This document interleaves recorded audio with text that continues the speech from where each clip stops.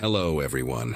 Before we start, make sure to like and subscribe to the channel, and leave a comment with where you're from and what time you're watching.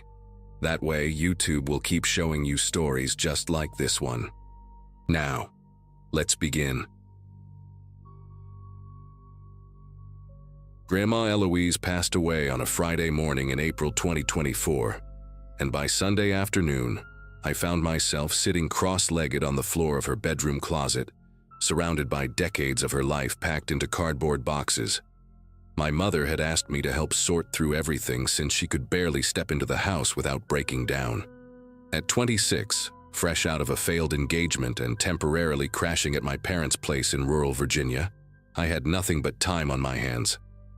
Grandma and I had always been close, the kind of close where she would call me her little co-conspirator whenever we snuck extra dessert before dinner. She lived alone in that old farmhouse for 11 years after Grandpa Harold died, refusing to move despite everyone's concerns. The house smelled like her lavender hand cream and old books, and going through her things felt like reading her diary without permission.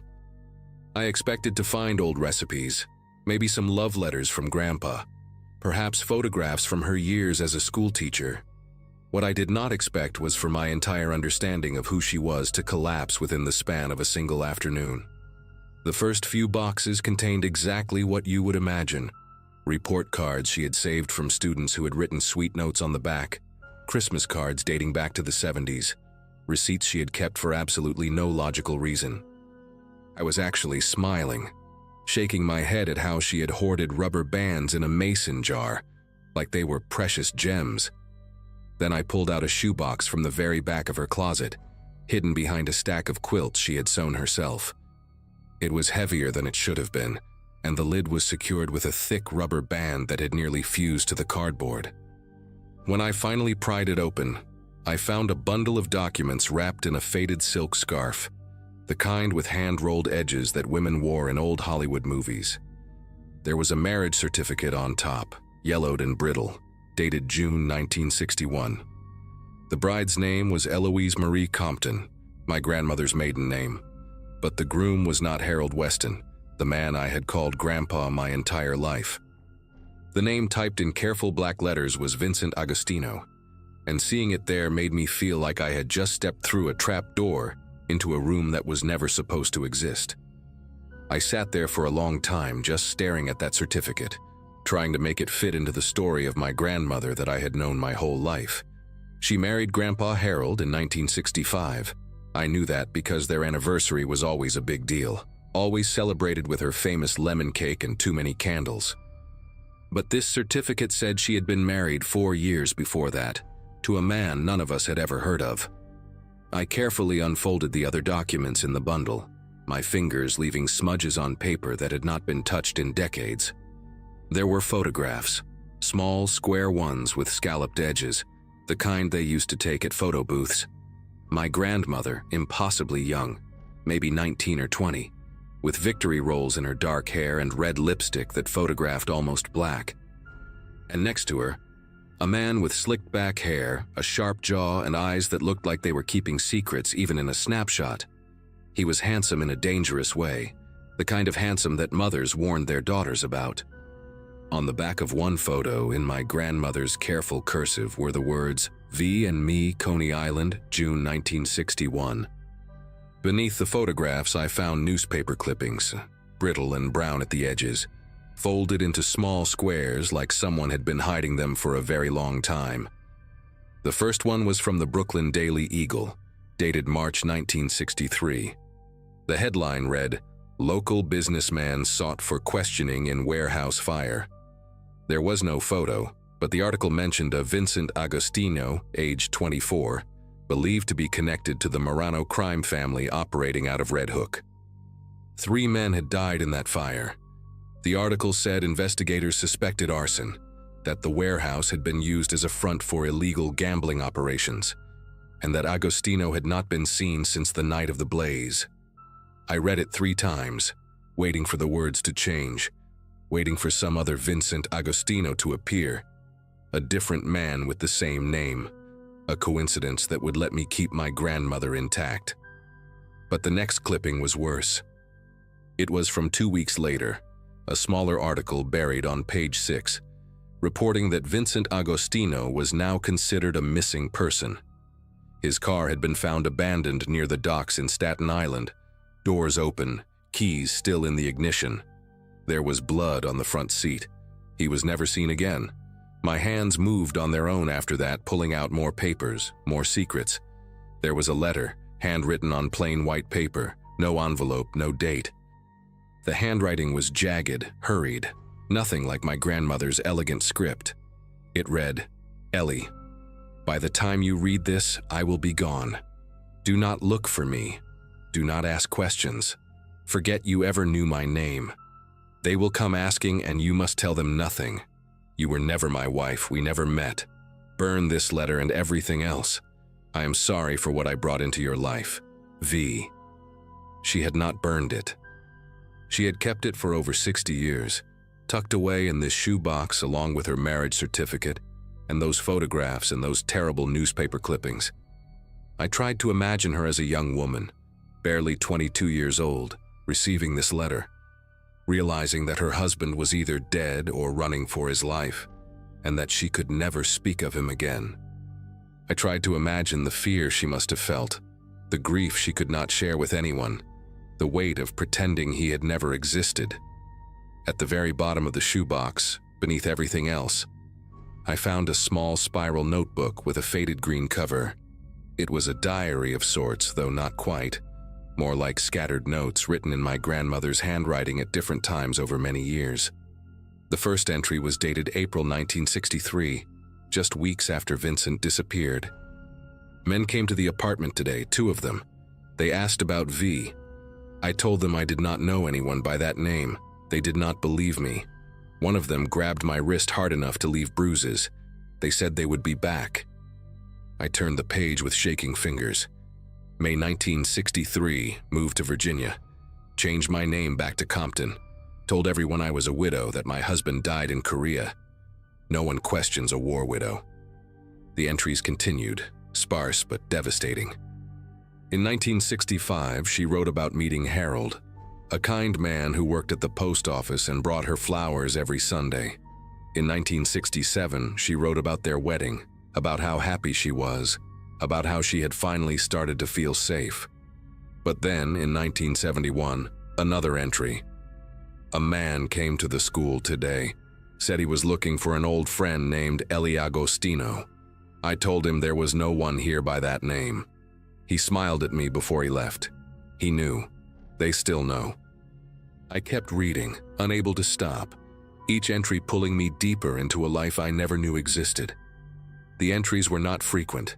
Sometimes years would pass between them, but they painted a picture of constant, quiet terror. In 1978, she wrote about a black sedan that parked outside their house for 3 days straight before finally driving away. She never told Harold. In 1985, when my mother was a teenager, someone broke into their car and rifled through the glove compartment, but took nothing of value. They were looking for something, my grandmother wrote, or sending a message. I do not know which is worse. In 1993, she received a sympathy card in the mail after her own mother's funeral. It was unsigned, postmarked from Brooklyn, and inside someone had written only, "Our condolences to the Agostino family." She kept that card too, pressed between the pages of the notebook like a dried flower, a reminder of a threat that never quite went away. I realized then that my grandmother had spent her entire adult life looking over her shoulder, waiting for the past to finally catch up with her. The last entry in the notebook was dated just 3 years ago, in 2022. My grandmother's handwriting had grown shaky by then, the letters wobbly and uneven in a way that made my chest ache. I am 83 years old and I still check the locks twice every night. I still look at every unfamiliar car that drives down our road. Harold has been gone for over a decade now, and I am alone with this secret, the way I always knew I would be. Sometimes I think about telling the children, about leaving this box for them to find after I'm gone. But what good would it do? The men who killed Vincent are probably dead themselves by now. The Moranos are gone, broken up by the FBI in the 80s. There is no one left to be afraid of. And yet, I am still afraid. I have been afraid for 60 years, and I do not know how to stop. Maybe when I die, the fear will finally die with me. Maybe that is the only way it ends. I closed the notebook and pressed it against my chest, and I sat there in my dead grandmother's closet and cried for the terrified young woman she had been, and for all the years she spent carrying this weight alone. I do not know how long I stayed in that closet. The light coming through the bedroom window had shifted from afternoon gold to the soft gray of early evening by the time I finally pulled myself together. I put everything back in the shoebox, the certificate, the photographs, the clippings, the letter, the notebook, and I carried it downstairs to the kitchen table. My mother was coming back the next morning to continue sorting through things, and I had a decision to make. Did I tell her? Did I show her this box and watch her entire understanding of her own mother collapse the way mine had? Grandma Eloise had kept this secret for over 60 years. She had protected her family from this knowledge, had borne the weight of it alone so that they would never have to be afraid the way she was afraid. Part of me wanted to honor that sacrifice, to take this box out to the backyard and burn it the way Vincent had asked her to do all those years ago. But another part of me, a louder part, needed to know more. I needed to understand what had really happened to Vincent Agostino, and whether the threat my grandmother feared her whole life had ever been real at all. I spent that night at the kitchen table with my laptop, falling down a rabbit hole of old newspaper archives and genealogy websites and true crime forums dedicated to organized crime in mid-century New York. The Marano family had been real, a small but violent outfit that operated out of Brooklyn from the late 40s until the FBI dismantled them in 1987. They were known for gambling, loan sharking, and arson for hire.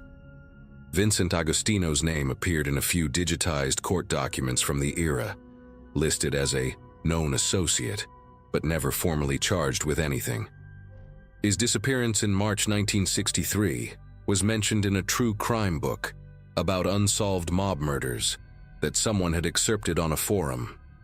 The author speculated that Vincent had either been killed by the Maranos for skimming money, or that he had been an informant who was eliminated before he could testify. Either way, his body was never found. There was no closure, no resolution, just a young man who walked into the fog of history and never came back. And my grandmother, barely out of her teens, had been married to him for less than 2 years before he vanished. She had spent the rest of her life waiting for the people who killed him to come for her too. Around 2 in the morning, I found something that made me sit back in my chair and stare at the screen for a long time. It was a photograph in a digitized FBI file from the Marano investigation, released decades later under the Freedom of Information Act. The image was grainy, black and white, showing a group of men standing outside a social club in Red Hook sometime in the early 60s.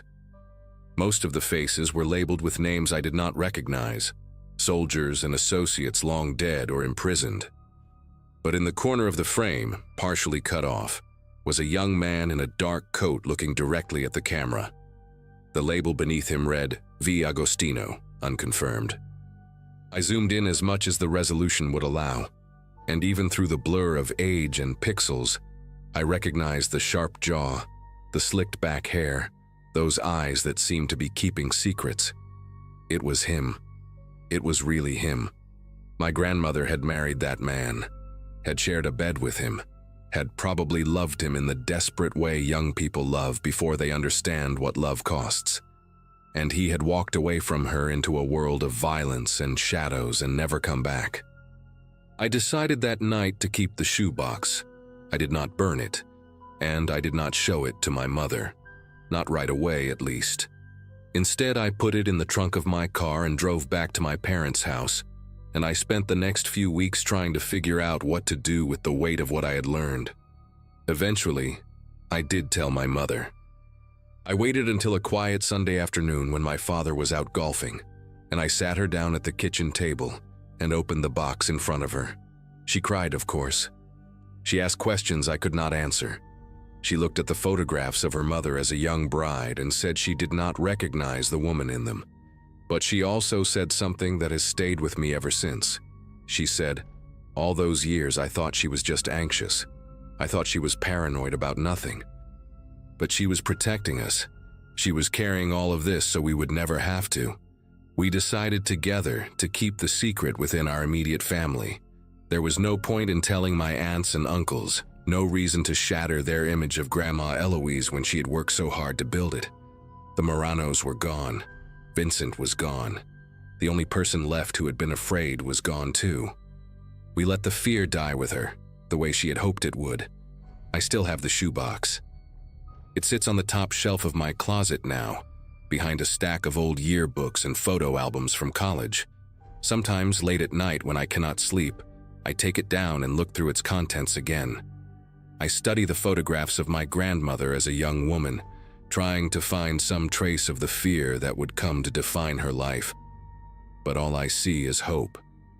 She looks so impossibly young in those pictures, so full of the belief that love can conquer anything. She did not know yet what Vincent was, or what he would bring into her life. She did not know that she would spend the next 6 decades checking locks and watching cars and flinching at unexpected knocks on the door. I think about her often now, not the grandmother I knew with her lemon cake and her lavender hand cream, but the frightened young woman who reinvented herself completely just to survive. She built a whole life out of silence and secrets, and she did it so well that none of us ever suspected a thing. I do not know if that makes her brave or tragic or both, but I know this. She loved us enough to carry this burden alone, and she was strong enough to never let it break her. That is the woman I choose to remember. That is the grandmother I will always love.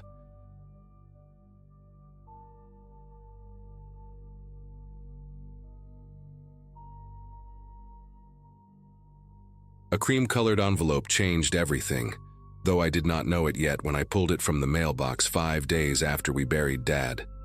March 2017 had been the worst month of my life up to that point. My father died of a heart attack in his recliner, alone in the Rochester apartment where he raised my sister and me after our mother walked out.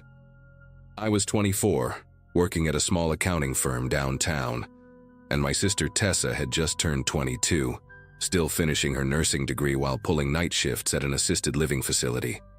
We were broke, grieving, and completely unprepared to handle the logistics of death.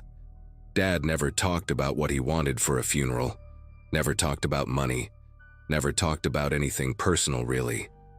His past was the one subject guaranteed to make him leave the room. Grandparents, aunts, uncles, cousins, none of them existed as far as we knew. He raised us like he had appeared from nowhere, a man without a history, and we stopped asking questions years ago because the silence that followed hurt too much. The letter inside that envelope came from Scottsdale, Arizona, written in elegant cursive on thick stationery that smelled faintly of lavender. A woman named Lorraine Prescott claimed to be our grandmother, our father's mother, someone whose existence he had hidden from us our entire lives. She wrote that she and her husband Donald had been searching for us for years, that our father cut off all contact when he left home decades ago, and they never understood why. She found out about his death through an obituary search online, and her letter overflowed with grief and regret and desperate hope. At the bottom, she included a phone number and a photograph of 2 silver-haired people standing in front of a beautiful Adobe-style house surrounded by desert flowers. I remember holding that photo in the dim kitchen light, boxes stacked around me, searching their faces for something familiar. The woman had Dad's jaw, that same stubborn set to it. The man had his forehead, broad and lined. Tessa came up behind me and looked at the picture without saying anything for a long time. We had family out there, real family, and they wanted to know us. Tessa was the one who called them first. She always had more courage than me, more willingness to take risks, and I think the grief made her hungry for connection in a way I did not fully understand at the time. Lorraine answered on the second ring and immediately started crying, this soft, broken sound that made my sister tear up too. They talked for almost an hour that first night, while I sat on the couch pretending to sort through old bills. Listening to Tessa describe our childhood, our father, the life we had lived without knowing they existed. Lorraine sounded warm and gentle, asking questions about our jobs, our health, our dreams for the future. She kept saying how much we sounded like our father, how happy she was to finally hear our voices. By the time Tessa hung up, she was convinced these were good people who had been wronged by a son who refused to forgive whatever happened between them. I wanted to believe it too. We were orphans now, both parents gone, and the idea of grandparents felt like a life raft in the middle of a dark ocean. Over the following weeks, the phone calls became a regular occurrence, sometimes with Lorraine, sometimes with Donald, occasionally with both of them on speakerphone. They asked about everything, our favorite foods, our allergies, whether we had any health problems growing up. Lorraine mentioned that heart disease ran in the family and urged us to get checkups, said she worried about us now that our father was gone. Donald talked about his own health struggles, a kidney condition that required dialysis 3 times a week, and how grateful he was for modern medicine. They offered to help with our father's remaining debts, sent a check for $5,000 that arrived in a padded envelope with another handwritten note. We deposited it feeling guilty and relieved at the same time. When they invited us to visit them in Arizona for a week, all expenses paid, Tessa accepted before I could even think of a reason to hesitate. Part of me felt uneasy, a small voice asking why Dad had cut these people off so completely, but I pushed it down. I told myself he was just a difficult man who held grudges. I told myself we deserved this chance at having a family again. We flew into Phoenix on a Friday afternoon in late April, and Donald picked us up at the airport in a silver Mercedes that still had that new car smell. He was thinner than he looked in the photograph, his skin carrying a grayish tint that I now recognize as the pallor of someone whose kidneys are failing. But his handshake was firm and his smile seemed genuine, crinkling the corners of his pale blue eyes as he loaded our bags into the trunk. Lorraine was waiting at the house with a spread of food that could have fed 10 people. Homemade lasagna and fresh bread, and a chocolate cake she said was our father's favorite when he was a boy. Their home was even more beautiful than the picture suggested, all terracotta tiles and high ceilings and windows that looked out onto the desert mountains. They had prepared a guest room for each of us, decorated with fresh flowers and soft towels and little baskets of toiletries. Everything felt too perfect, like a movie set designed to make us feel welcome, but I chalked it up to wealth and eagerness. These people had money and they wanted to impress the grandchildren they had never met. The first 2 days were wonderful, or at least they seemed that way on the surface.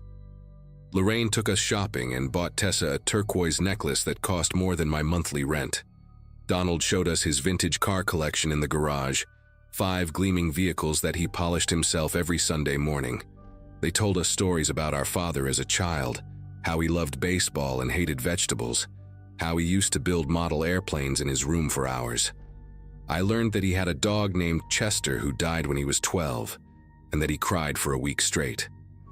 These details made me ache for the man I had lost, and also made me angry at him for keeping this from us.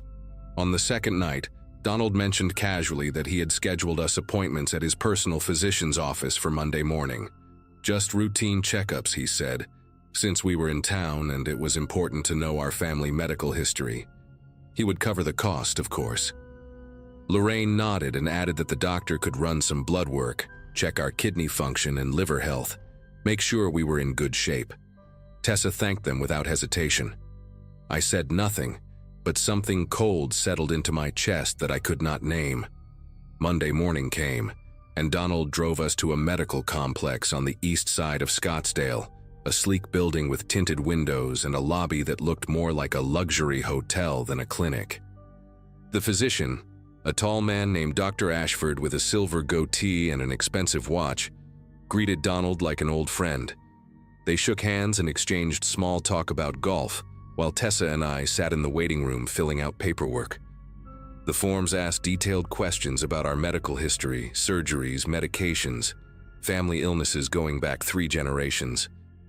There was an entire section about organ donation preferences, and whether we had ever been tested for tissue compatibility.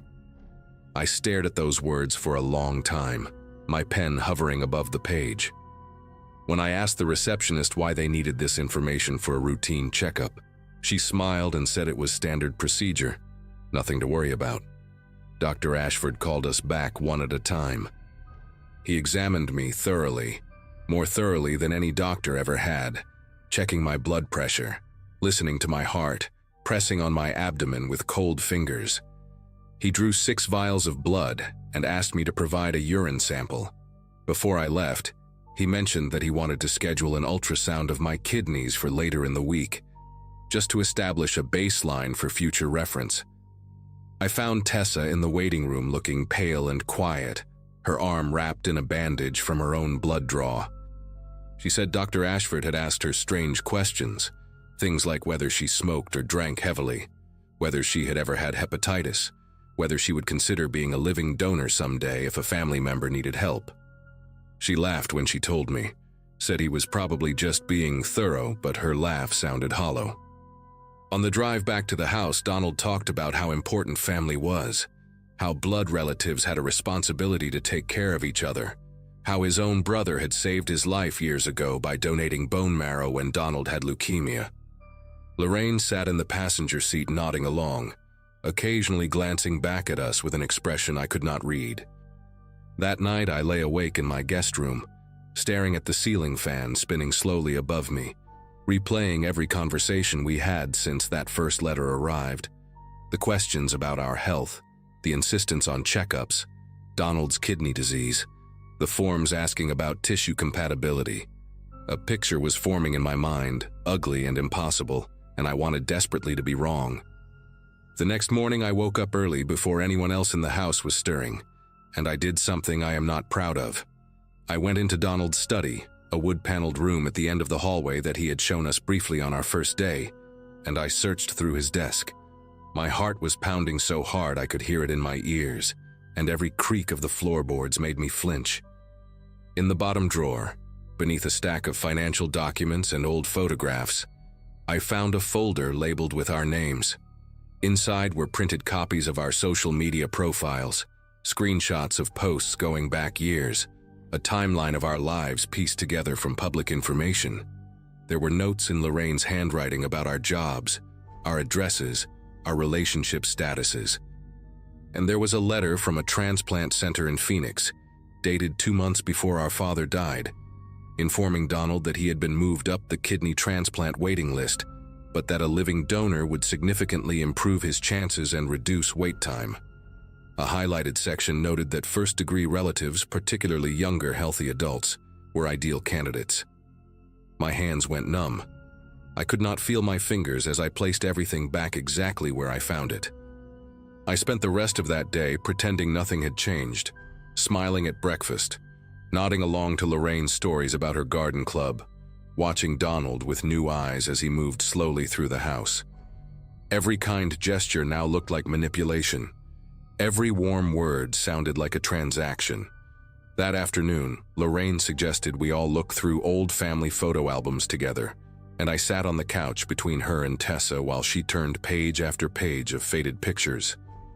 There was our father as a baby, as a toddler, as a gap-toothed child squinting into the sun, and then around age 15 the photos stopped.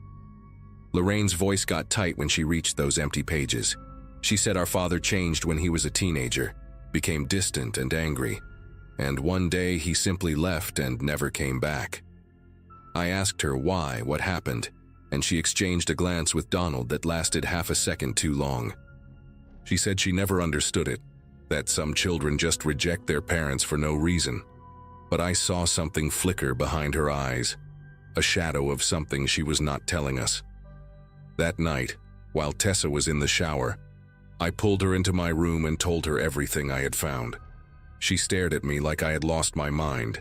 Then slowly, horribly, her face crumpled as she realized I was telling the truth. We left the next morning.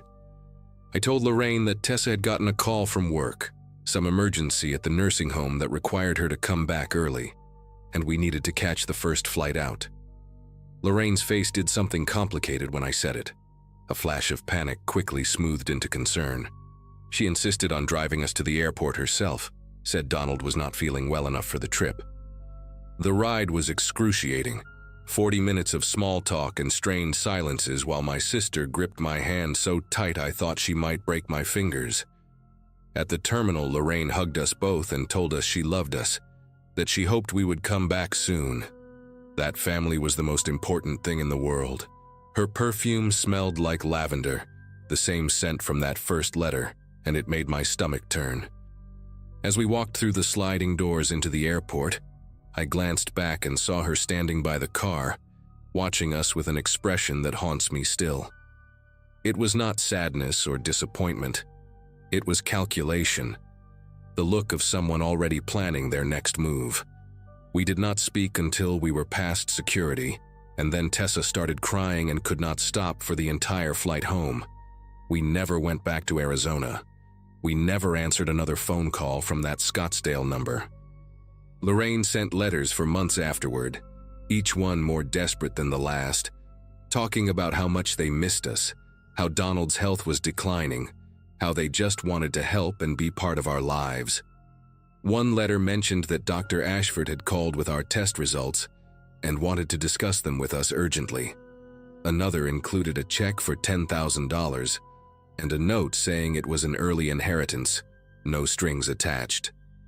We tore up the checks and burned the letters in the backyard of our father's old apartment, watching the paper curl and blacken in a metal trash can. Tessa and I talk about it sometimes, late at night when neither of us can sleep, trying to understand what kind of people would hunt down their estranged grandchildren to harvest their organs. We think about our father, 15 years old, somehow discovering what his parents were capable of and running as far as he could. We understand now why he never talked about his past, why he raised us like a man with no history. He was protecting us the only way he knew how. I still wonder if Donald ever got his kidney, if some other desperate relative or stranger saved his life. I wonder if Lorraine is still out there, searching obituaries for other family members, other potential donors. Some nights I dream about that house in the desert, those terracotta tiles and high ceilings, and I wake up feeling like I escaped something I will never fully understand. My father saved us twice, once by running away and once by dying before they could reach us through him. I wish I could thank him for that. I wish I could tell him I finally understand.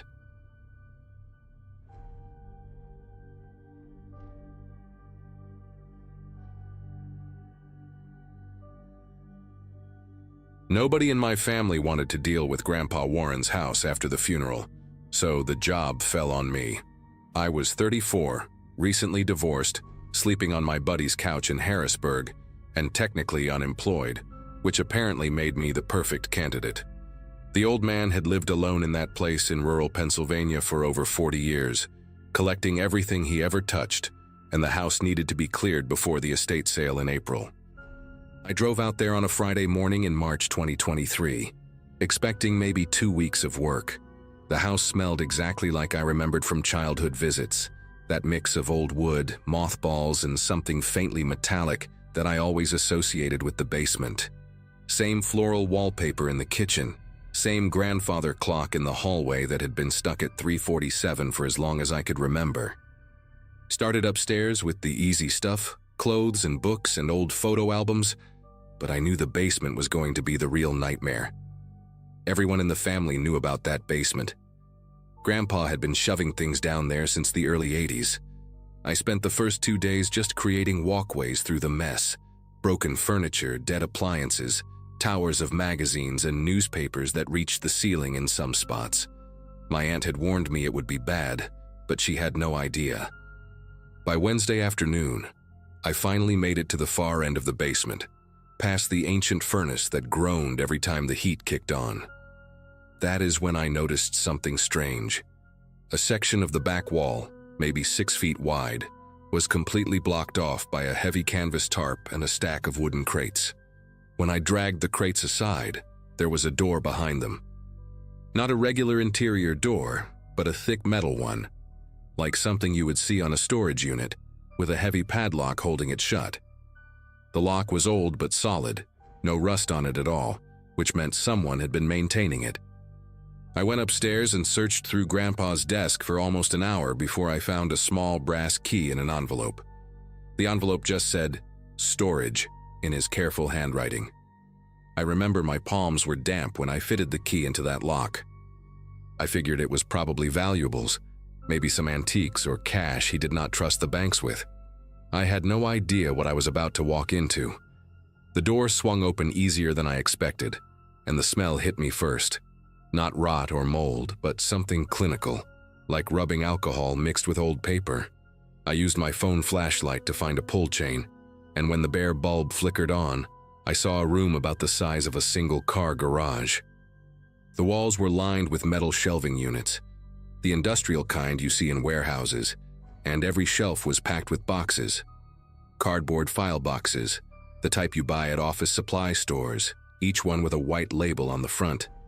The labels had dates on them. That was the first thing I noticed.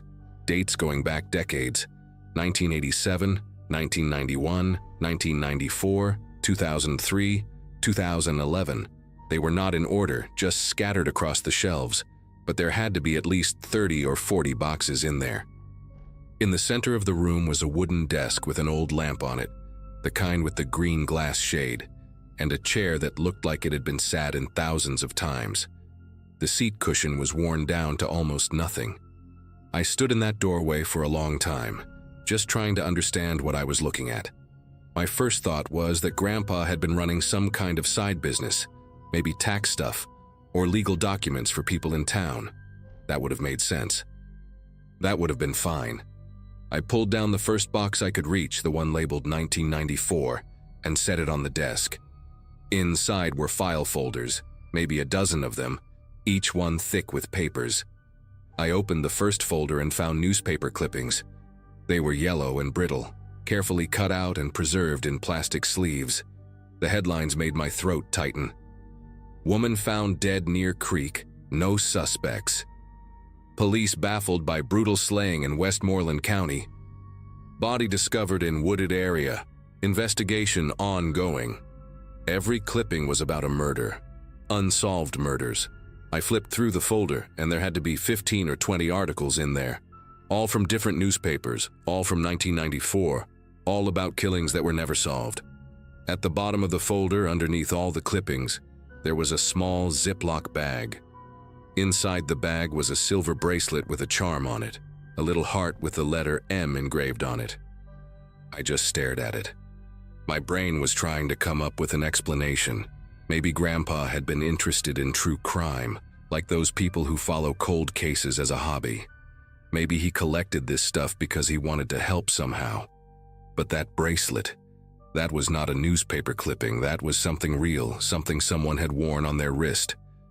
I opened another folder from the same box, more clippings, more unsolved cases, and another Ziploc bag at the bottom. This one had a keychain in it, one of those cheap plastic ones with a photo holder. The photo inside showed a young woman with dark hair smiling at the camera. She looked like she was at a party or a barbecue, holding a red cup. I set it down and opened the next folder. A man's watch, silver band, stopped at 2:17. The next folder had a single earring, gold with a small green stone. Every single folder had something like this at the bottom. Personal items, things that belonged to people. I could feel my heart pounding so hard it was making my vision pulse. I pulled down another box, this one from 2003, and it was the same thing. Clippings about murders in different counties across Pennsylvania, sometimes from Ohio or West Virginia, and always those little bags with items inside. A wedding ring, a hair clip, a set of keys. I counted 8 boxes before I had to stop and sit down in that old chair. The seat was so worn that I could feel the wooden frame underneath. I sat there trying to breathe, trying to think of any explanation that did not lead where my mind was going. That is when I noticed the drawer in the desk. It was locked, but the same brass key from the envelope upstairs fit it. Inside were photographs. Dozens of them, all Polaroids. The old kind with the white border. The first one I picked up showed a crime scene. Yellow police tape, officers standing around, a shape on the ground covered by a white sheet. The photo had been taken from a distance from behind a tree line, like someone was watching from the woods. I flipped to the next one. Another crime scene, different location, same angle. Someone standing at the edge, observing, photographing. There were at least 50 Polaroids in that drawer, and every single one was a crime scene photo taken from outside the official perimeter. Some of them showed the bodies before they were covered. I recognized one of the locations from a newspaper clipping I had just looked at, a wooded area near a creek in Westmoreland County. The article said the body was found by a hiker on a Sunday morning in September 1994. The Polaroid showed the same spot, the same body, but from an angle the police photos never would have captured. Whoever took these pictures had been there. They had been watching. I do not know how long I sat in that room. An hour, maybe more. My phone had died at some point and I had not even noticed. I went upstairs to charge it and splash water on my face, and that is when I saw the calendar on the kitchen wall. Grandpa had kept the same kind of calendar for as long as I could remember. Those big ones with a square for each day where you write appointments. He had a whole stack of old ones in a kitchen drawer, going back years. I do not know what made me start looking through them. Maybe I already knew. Maybe I just needed to see it for myself. I pulled out the 1994 calendar and flipped to September. On the weekend before that woman was found near the creek, there was a note in Grandpa's handwriting. Fishing trip, back Monday. I grabbed the newspaper clipping from downstairs and checked the date. She was found on Sunday, September 18th. According to his calendar, Grandpa was on a fishing trip that whole weekend, left on Friday and came back Monday. I felt sick. I grabbed another calendar, 2003, and cross-referenced it with the clippings from that box. Every single time, every murder, there was a note about Grandpa being out of town, fishing trip, visit cousin in Erie, hardware convention in Pittsburgh, church retreat. I spent the next 3 hours going through every calendar I could find and matching them to the dates in those boxes. 17 years of calendars, and the pattern never broke, not once. When there was a murder in the clippings, Grandpa was always gone that weekend. Always had some excuse written down in his neat handwriting.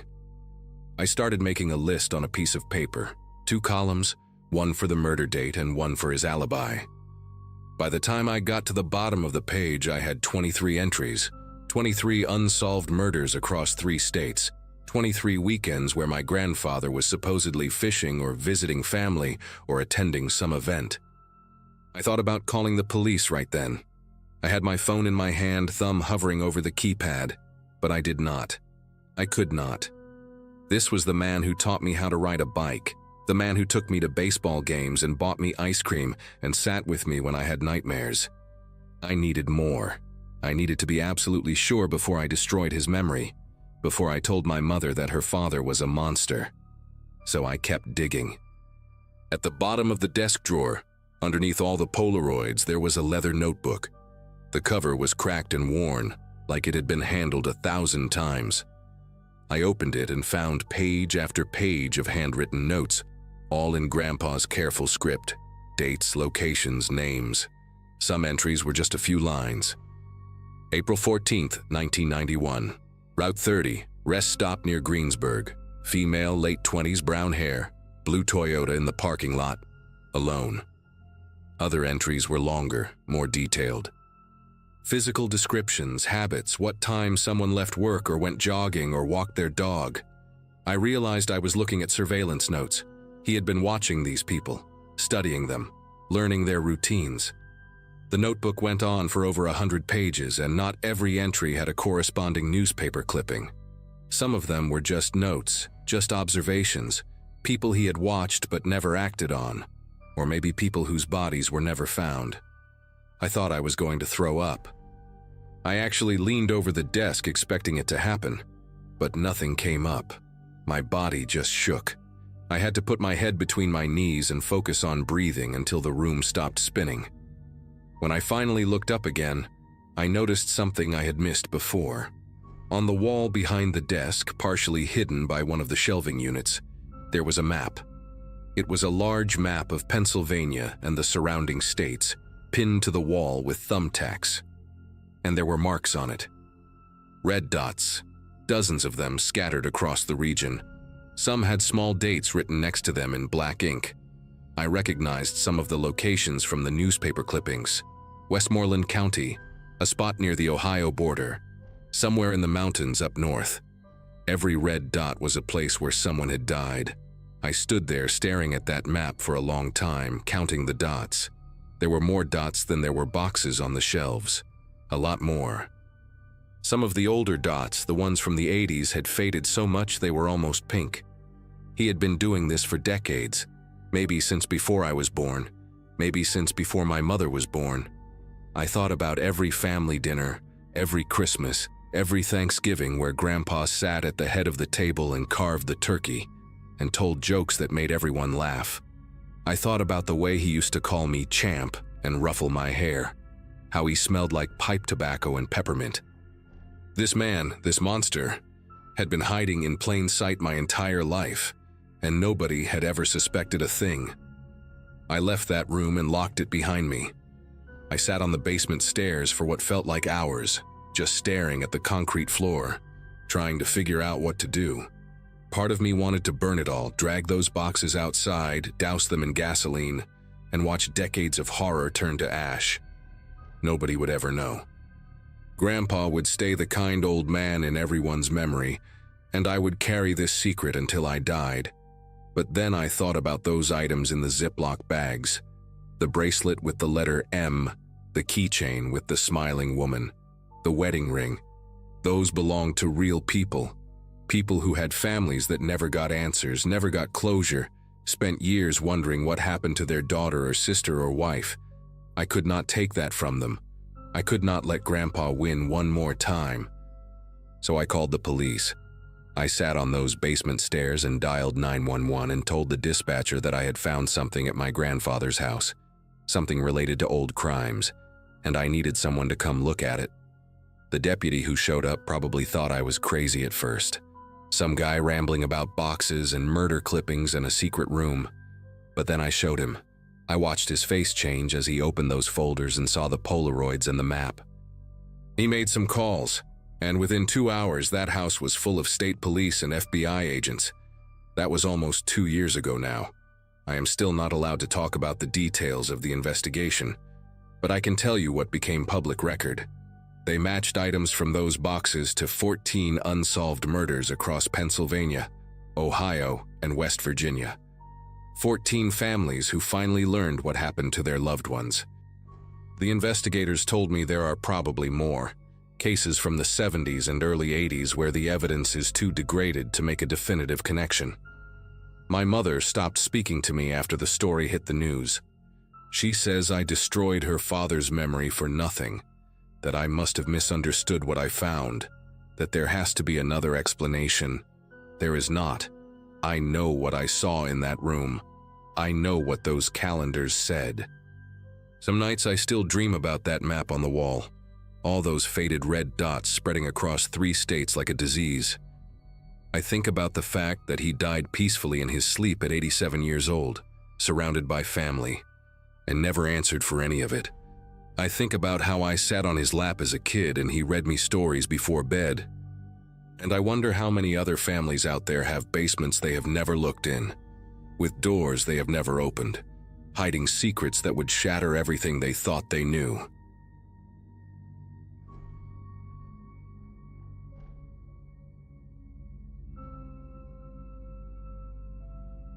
Hospital rooms have a particular silence that sits heavy in the air, different from any other kind of quiet I have ever experienced. I learned that during my years as a nurse at St. Catherine Memorial in Harrisburg, Pennsylvania, but nothing prepared me for how that silence would feel when it was my own grandmother lying in the bed. October 2017 was supposed to be a good month for me. I had just gotten engaged to my college sweetheart, we were planning a spring wedding, and life seemed to be falling into place the way everyone always promised it would.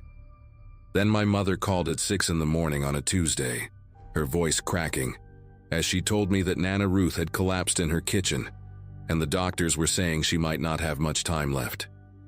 I drove 3 hours through rain so heavy I could barely see the road, my knuckles white against the steering wheel, praying to a God I was not sure I believed in anymore.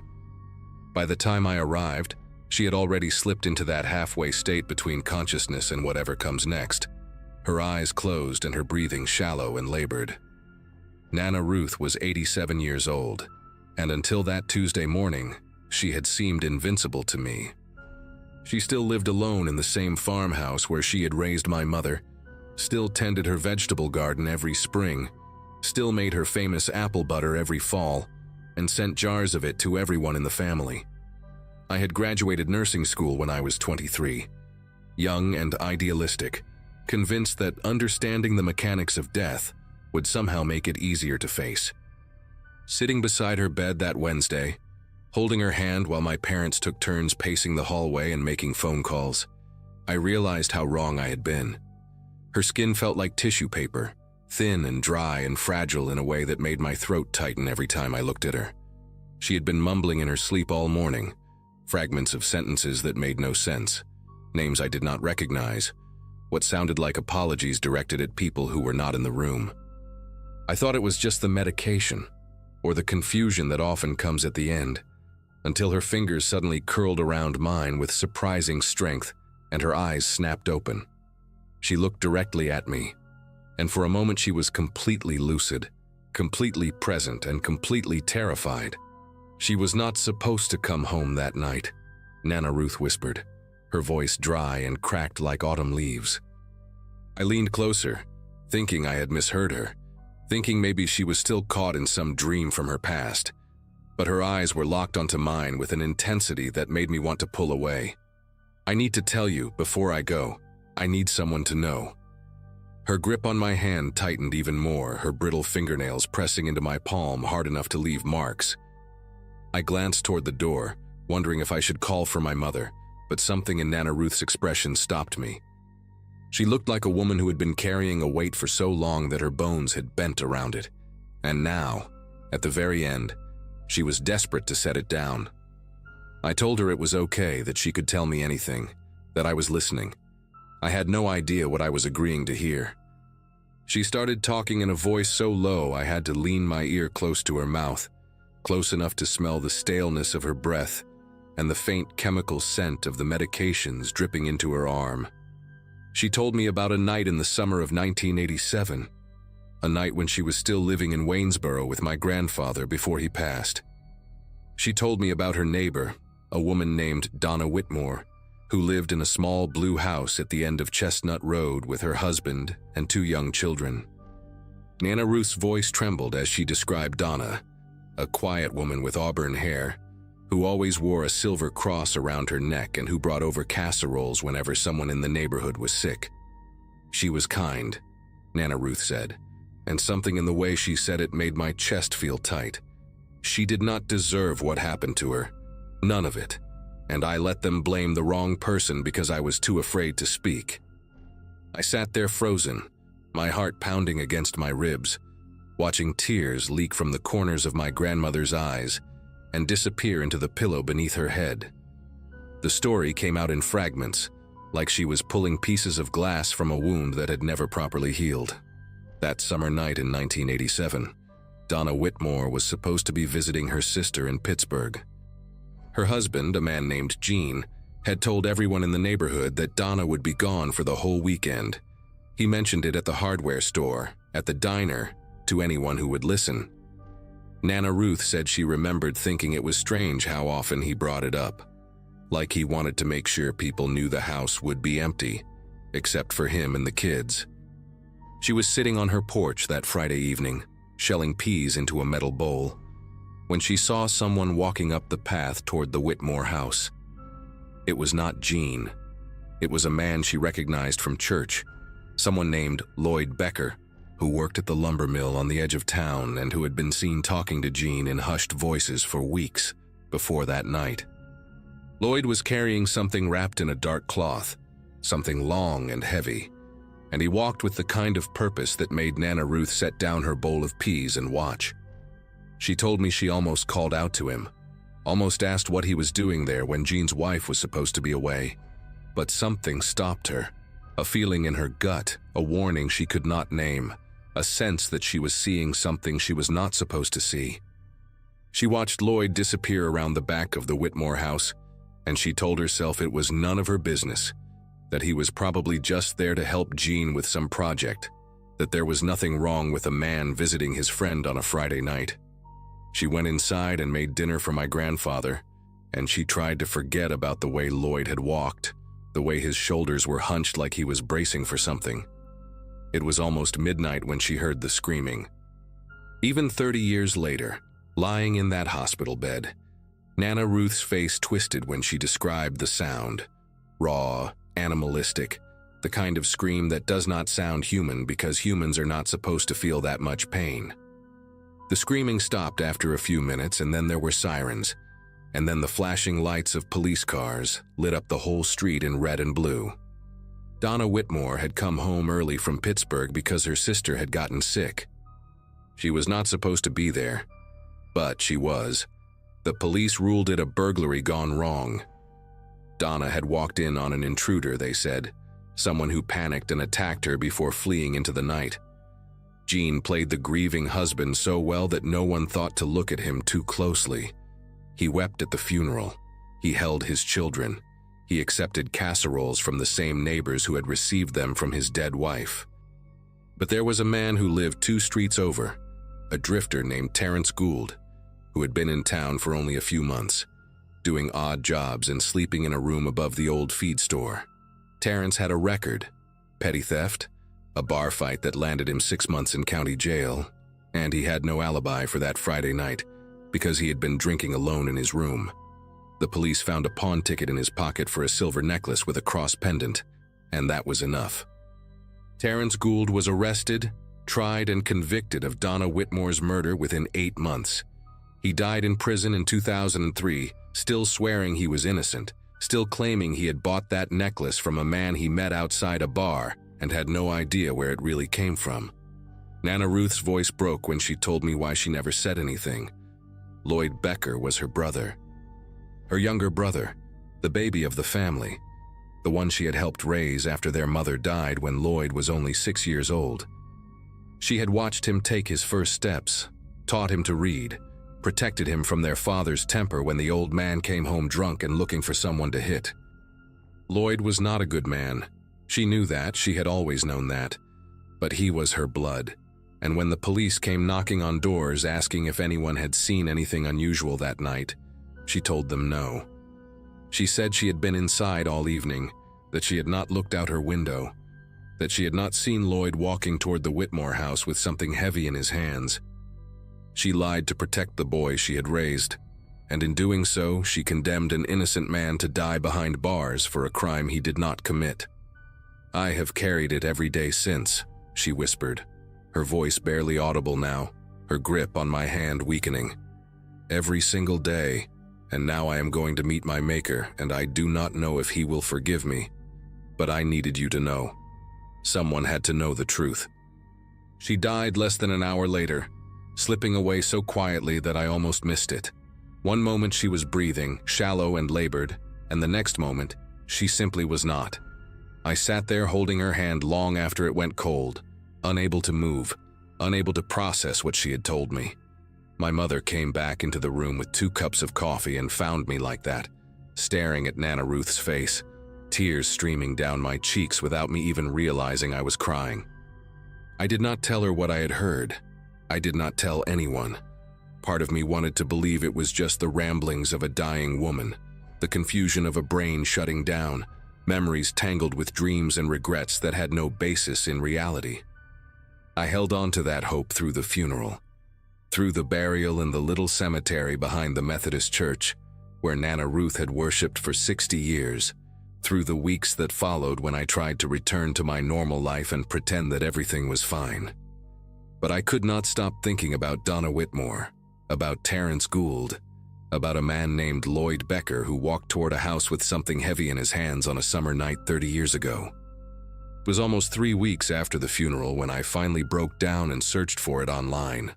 I told myself I just wanted to prove that Nana Ruth had been confused, that there was no murder on Chestnut Road in Waynesboro in 1987, that the whole story was a fiction her dying brain had constructed from fragments of old television shows and half-remembered news reports.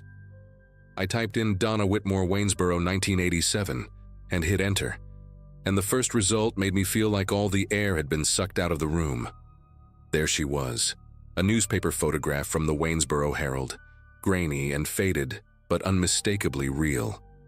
Auburn hair, a gentle smile, a small silver cross visible at her throat. The headline read, "Local Woman Slain in Home Invasion," and the date was July 18, 1987.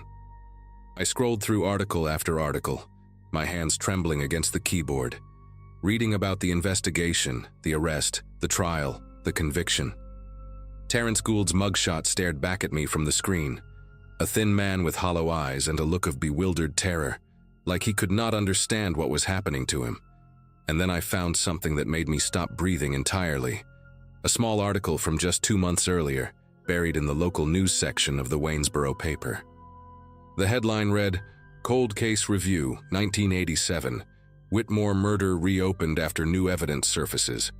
I read that article so many times that I could recite it from memory. A detective named Hank Ellsworth had been assigned to review old cases as part of a state initiative, and when he pulled the Whitmore file, he found inconsistencies that the original investigators had overlooked. The pawn ticket that convicted Terrence Gould had been dated July 19th, one day after the murder.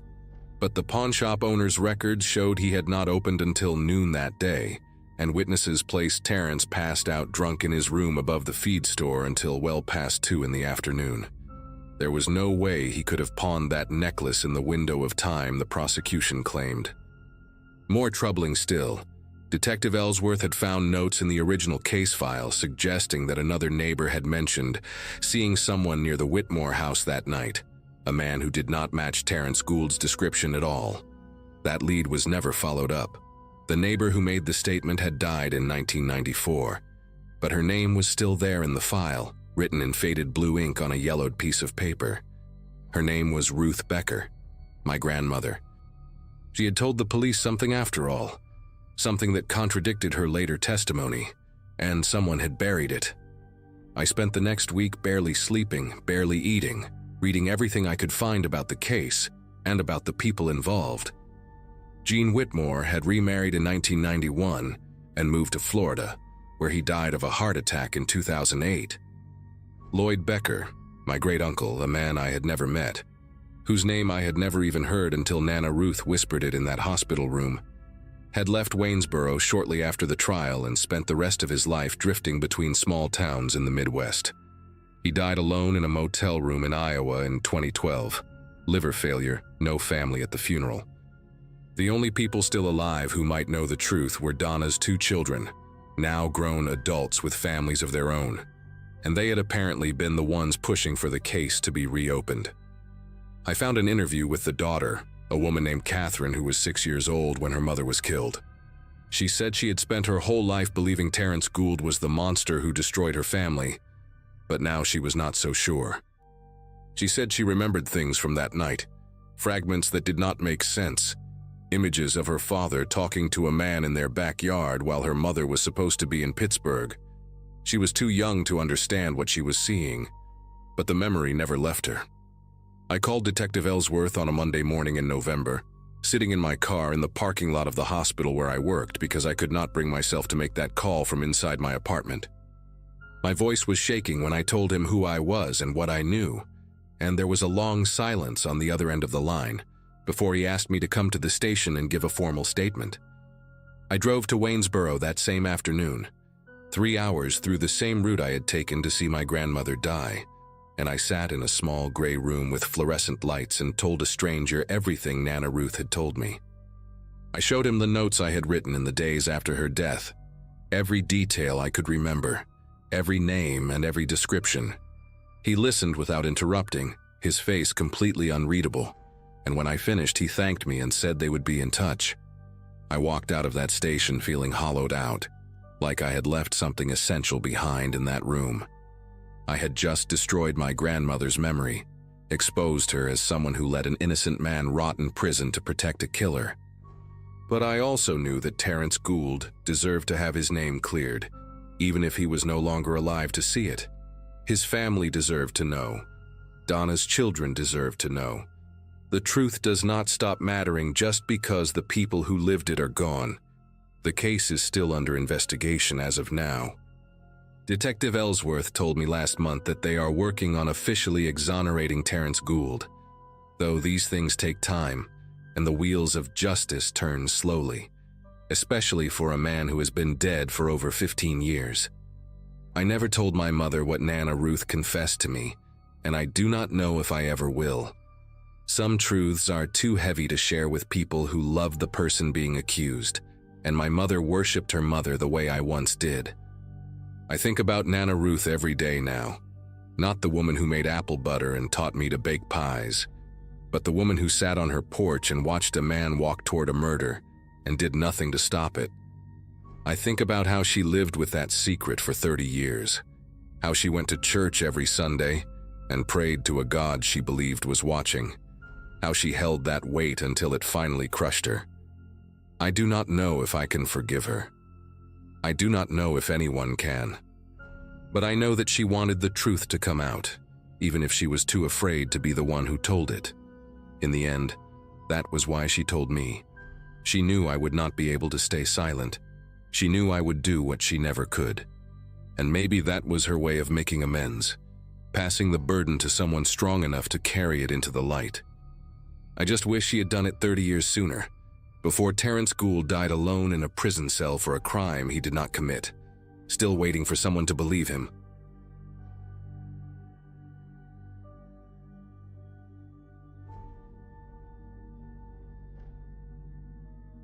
Grandma Evelyn called me on a Wednesday night, said she needed help going through some old boxes in the attic, and asked if I could come stay for the weekend. She sounded strange on the phone, her voice shaky in a way I had never heard before, and Grandpa Howard kept interrupting in the background saying something I could not make out. They lived on this 40-acre property in rural West Virginia, mostly forest and overgrown farmland, a place that had been in the family since before my mom was born. I had not visited since Thanksgiving 2 years prior, and guilt had been eating at me. So I told her yes, took Friday off work and made the 6-hour drive from Richmond. My friends thought it was sweet that I was helping my elderly grandparents. They had no idea what I was actually walking into. None of us did. If I had known, I would have stayed home and never answered that phone call. I would have let it ring until the voicemail picked up and then deleted it without listening. I pulled up to their property around 4 in the afternoon that Friday, the first week of April, when everything was still brown and dead from winter. The driveway was nearly a quarter mile of gravel that had mostly turned to mud, and my car struggled through the deeper spots. Grandma was waiting on the porch when I got there, wrapped in a thick cardigan even though it was not that cold, and she looked smaller than I remembered.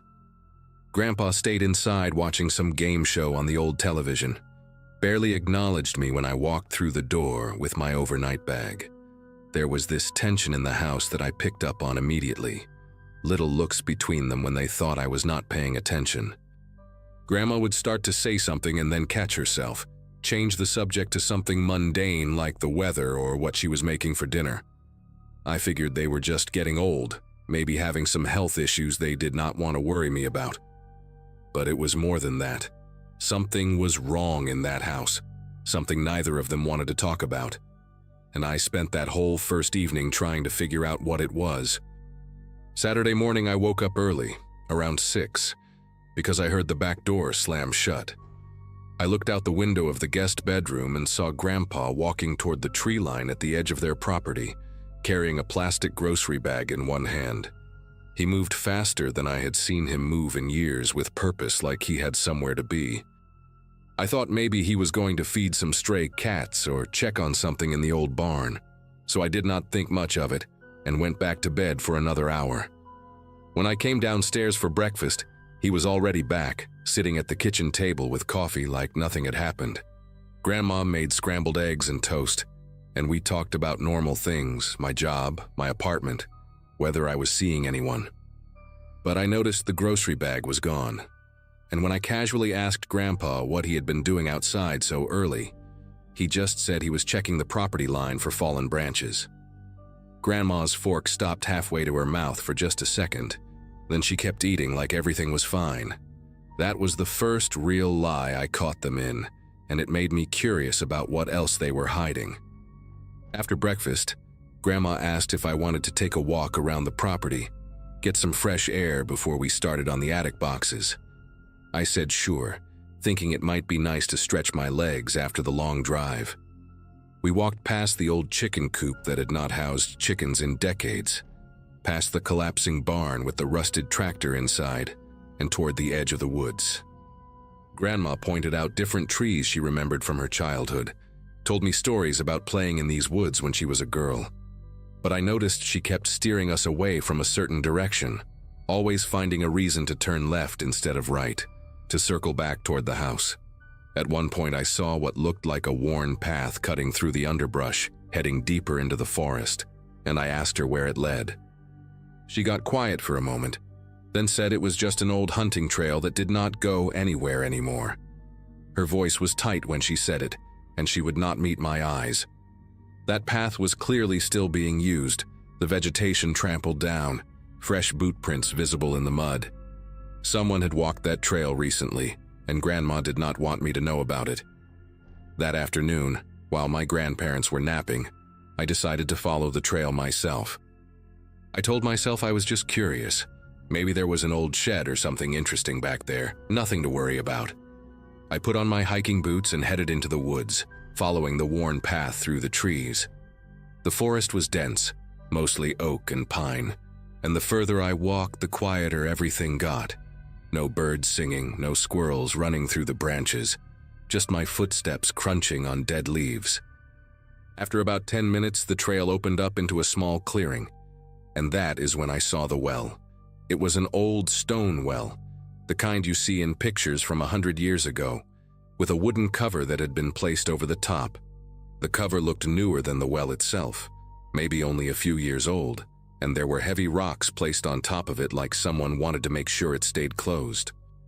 But what really got my attention was the structure next to it, half hidden by overgrown bushes. It looked like an old root cellar or storm shelter, a concrete entrance built into a small hill with a rusted metal door that was slightly ajar. I should have turned around right there. Every instinct told me to go back to the house and pretend I never found this place. But I kept thinking about Grandpa sneaking out at dawn with that grocery bag, about Grandma steering me away from this direction, about all the strange looks and half-finished sentences. So I walked over to the shelter and pulled the door open wider.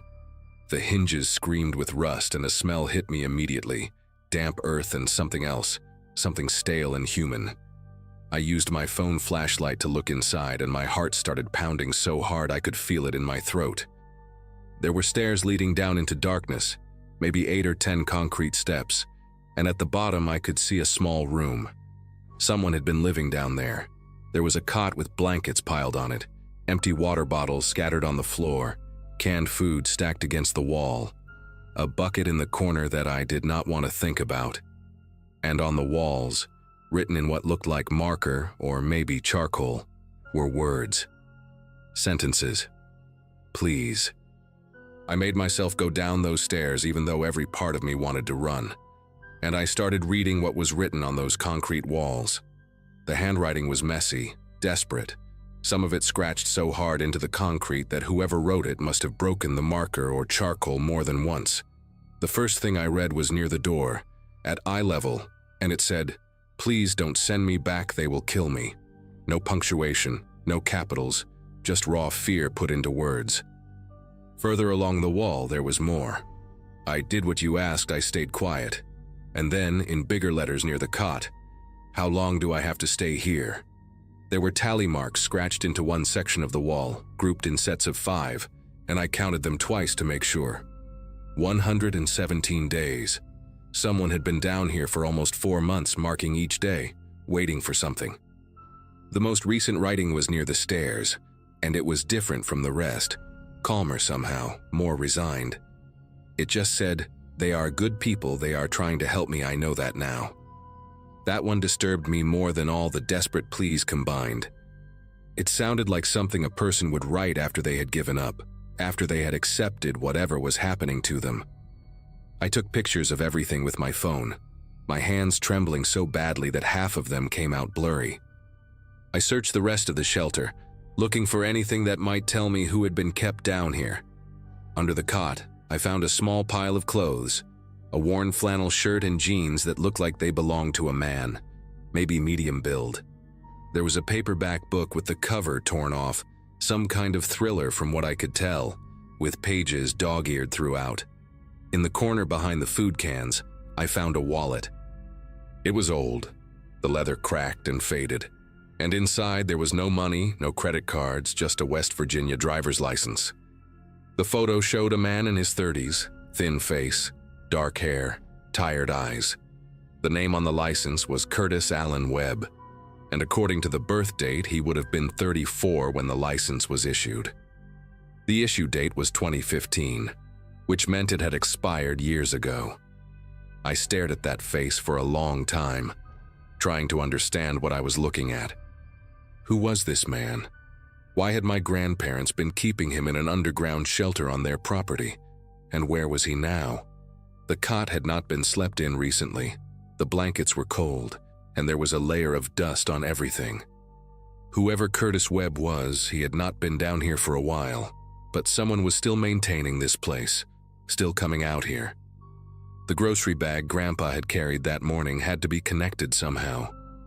I put the wallet in my pocket and climbed back up those stairs, my legs shaking so bad I had to grip the railing to keep from falling.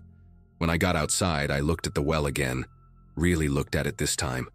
The wooden cover was thick, solid, built to hold weight. Those rocks on top were not decoration, they were there to keep something in or keep someone out. I walked over and tried to move one of the rocks, but it was heavier than it looked, maybe 40 or 50 pounds. I managed to slide it to the side, then another one until I could lift the edge of the wooden cover just enough to peer inside. The smell that came up was horrible, wet and rotten, like standing water mixed with decay. I shined my phone flashlight down into the darkness, but the well was deep, maybe 30 feet, and I could not see the bottom clearly. There was water down there, black and still, and something floating on the surface. It looked like fabric, maybe cloth, bunched up and waterlogged. I could not tell what it was, and I did not want to know. I dropped the cover back down, shoved the rocks into place, and walked back to the house as fast as I could without running. My grandparents were awake when I got back, sitting in the living room watching television like nothing in the world was wrong. I stood in the doorway for a moment, looking at these two people I had known my whole life, trying to reconcile the grandparents who had taught me to fish and baked me birthday cakes with whatever was happening in that underground shelter. Grandma looked up and smiled at me, asked if I had enjoyed my walk. I said yes, it was nice, and then I went upstairs to the guest room and locked the door. I sat on the bed and pulled out the wallet, stared at Curtis Webb's face on that expired license. I searched his name on my phone, but the signal out there was terrible, barely one bar and nothing would load. I tried different combinations: Curtis Webb, West Virginia, Curtis Webb missing person, Curtis Webb obituary. The pages just kept spinning, never loading, and eventually I gave up. I needed to confront my grandparents, but I had no idea how to even start that conversation. "Hey Grandma, I found your underground bunker and the ID of the man you were keeping prisoner. Want to explain?" It sounded insane even in my own head, but I could not just pretend I had not seen what I saw. That shelter, those desperate words on the walls, the thing floating in the well. Something terrible had happened on this property, and my grandparents were at the center of it. I waited until dinner, sat across from them at the kitchen table while Grandma served meatloaf and mashed potatoes like it was any normal Saturday night. I could barely eat, just pushed the food around my plate, trying to find the right words. Finally, when Grandpa got up to refill his water glass, I pulled out the wallet and set it on the table. Grandma saw it first, and the color drained from her face so fast I thought she might faint. She grabbed the edge of the table with both hands, steadying herself, and whispered something I could not hear. Grandpa turned around, saw the wallet, and his whole body went rigid. For a long moment, nobody spoke. Then Grandma looked at me with these eyes I had never seen before, tired and scared and somehow relieved all at once. and she said they had been wondering when someone would find out. She said they had been carrying this for years, that it had been eating them alive, and maybe it was time to finally tell someone the truth. Grandpa sat back down heavily, like his legs could not hold him anymore, and he told me to put the wallet away because he could not stand to look at that face again. They told me Curtis Webb showed up at their door in the fall of 2015, desperate, bleeding from a cut on his forehead, begging them to hide him. He said people were after him, bad people, that he had seen something he should not have seen, and now they wanted him dead. My grandparents did not know what to do. They were isolated out here, no close neighbors, and this terrified man was pleading for his life on their porch. So they let him stay in the old storm shelter, just for a few days until things calmed down. That was what they told themselves. But the days turned into weeks, and weeks turned into months. Curtis was paranoid, would not let them call the police, said the people looking for him had connections everywhere. Grandma brought him food and water every day. Grandpa reinforced the shelter door, and they kept his secret. They told me he was a good man, just scared that he never hurt anyone and never asked for much. He wrote on the walls to keep himself sane, counting the days until it was safe to leave. But it was never safe, or at least that is what Curtis believed, and eventually something in him just broke. Grandma stopped talking at this point, could not continue, and Grandpa had to finish the story with tears running down his face. He told me that one morning in early 2016, after Curtis had been in the shelter for about 4 months, Grandma went to bring him breakfast and found the door wide open. Curtis was gone. His clothes were still there, the blankets, everything except the man himself. They searched the property for days, called out his name, checked every building and every corner of those 40 acres. Nothing. He had just vanished in the middle of the night without taking anything with him. Grandpa said they assumed he finally felt safe enough to leave, that he had slipped away to start over somewhere new. But then I asked about the well. The question came out of my mouth before I could stop it, and both of them went silent. Grandma started crying, these quiet sobs that shook her whole body, and Grandpa just stared at the table like he was looking through it into something terrible. He said they found the well cover moved a few weeks after Curtis disappeared, said they looked inside and saw something floating in the water but could not bring themselves to go down there and check. They convinced themselves it was just old clothes, debris, anything but what they feared it might be. They put the cover back, weighed it down with rocks, and never spoke about it again. Not to each other, not to anyone, for almost 10 years. I left the next morning, barely said goodbye, drove those 6 hours back to Richmond with my head spinning. I never called the police. I know I should have, but these were my grandparents, 2 people in their 80s who had already lost their daughter and were clearly tormented by whatever happened to Curtis Webb. What would reporting it accomplish now? If Curtis was in that well, he had been dead for almost a decade. And my grandparents, they genuinely believed they were helping someone, hiding a scared man from people who wanted to hurt him. Were they wrong to do it? Probably. Did something go horribly wrong? Almost certainly. But I could not be the one to send them to prison for the last years of their lives. Grandpa passed away 8 months later, heart attack in his sleep. Grandma followed him 6 weeks after that, like she just gave up once he was gone. I inherited the property, all 40 acres of it, and I have not set foot on it since. The house is still standing, the shelter is still out there in the woods, and that well is still covered with those heavy rocks. I think about Curtis Webb sometimes, wonder who he really was, what he saw that made him so afraid, whether anyone ever came looking for him. I think about what might be floating in that black water, waiting to be found. But I am never going back there to check.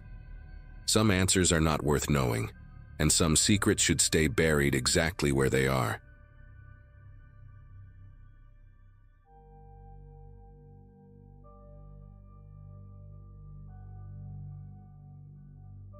My grandmother waited until she was 83 years old to finally tell me the truth.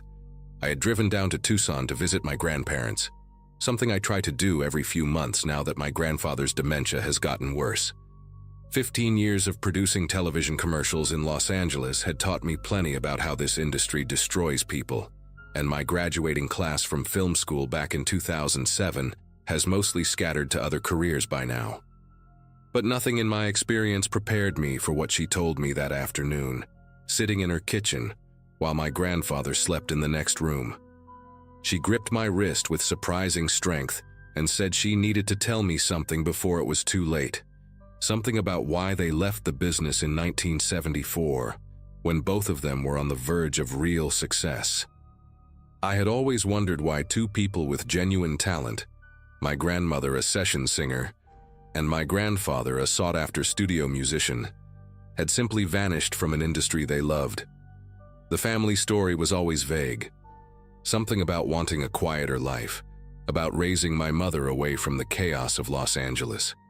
But sitting there watching her face in the afternoon light, I could see she was about to unravel 50 years of carefully constructed silence. She started by asking if I remembered the name Clive Ashford. I told her I did not, and she nodded slowly, like she expected that answer.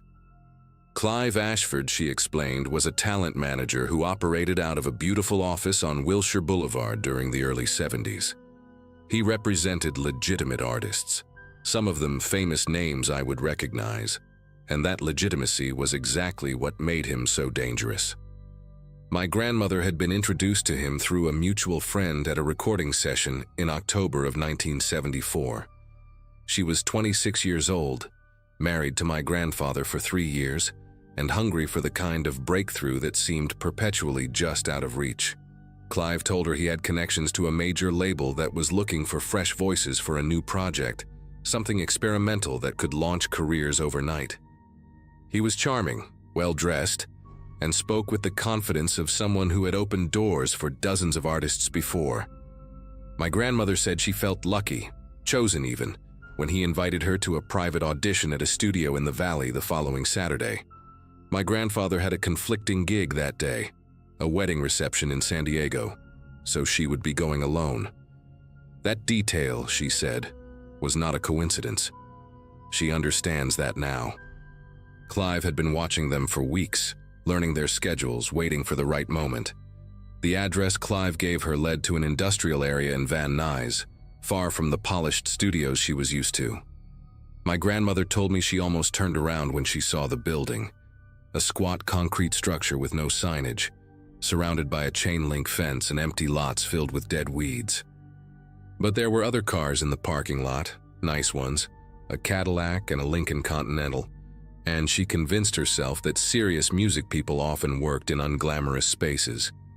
She parked her Volkswagen Beetle and walked toward the entrance, where a young man in a suit was waiting with a clipboard.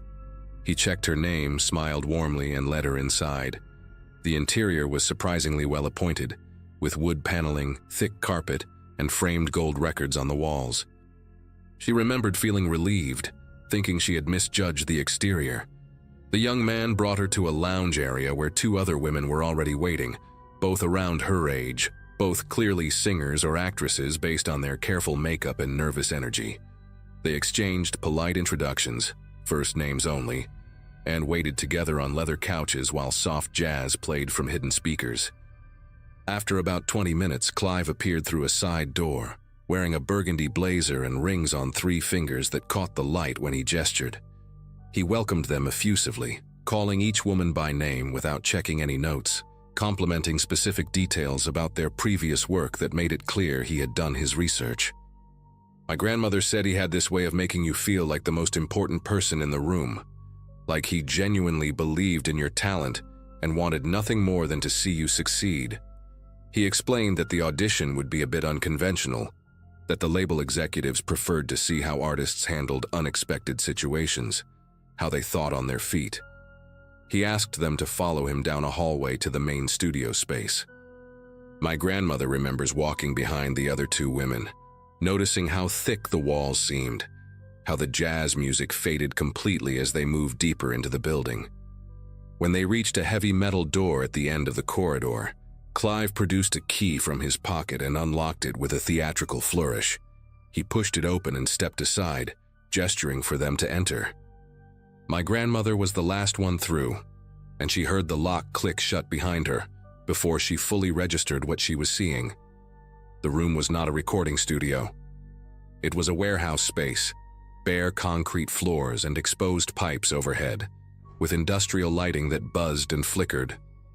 In the center stood a long table covered with items that made no sense in context. Jewelry, watches, stacks of documents, a typewriter, several cameras, and what looked like bundles of cash wrapped in rubber bands. 3 men sat on folding chairs against the far wall, none of them dressed like music executives. They wore work clothes, denim and flannel, and they watched the women enter with expressions that my grandmother described as hungry, like they had been waiting a long time for this moment. Clive walked past the women toward the table, still smiling, still projecting that easy confidence. He picked up a manila folder and opened it, reading aloud from what appeared to be a script. He said they had been selected for a special opportunity, a chance to earn more money in one afternoon than most session singers made in a year. All they had to do was follow instructions. One of the other women, a blonde with a southern accent, asked what kind of instructions.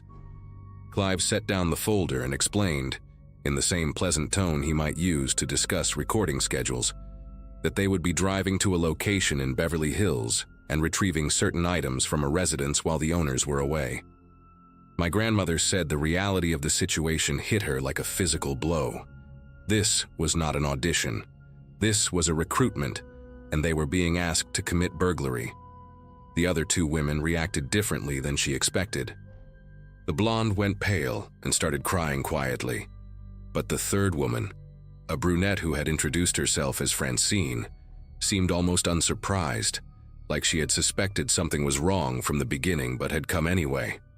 Clive continued talking, explaining that the homeowners were out of the country, that the security system had already been disabled by an inside contact, that the whole job would take less than an hour. He emphasized that no one would get hurt, that the items they were taking were insured, that the victims were wealthy people who would barely notice the loss. He made it sound reasonable, almost victimless. Then he mentioned the compensation. $10,000 each in cash paid immediately upon completion. My grandmother told me that even in her fear, even knowing this was deeply wrong, some part of her brain did the math. $10,000 in 1974 was more than she and my grandfather earned in 6 months combined. She hated herself for even considering it, but that hesitation, those few seconds of temptation, bought her enough time to notice something important about the room they were standing in. There was a second door. It was partially hidden behind a stack of wooden pallets in the corner, painted the same gray as the walls, but she could see the outline of a frame and the glint of a handle. She did not look at it directly, did not want to draw attention, but she mapped its position in her mind while Clive kept talking. He was explaining the logistics now, how they would travel in separate vehicles, how they would enter through a service entrance at the back of the property, how each woman would be responsible for specific items on a list. One of the men against the wall stood up and walked toward them, holding 3 pairs of thin leather gloves. My grandmother accepted hers without making eye contact, feeling the soft material between her fingers, understanding that this was real, that these people had done this before, that they had a system.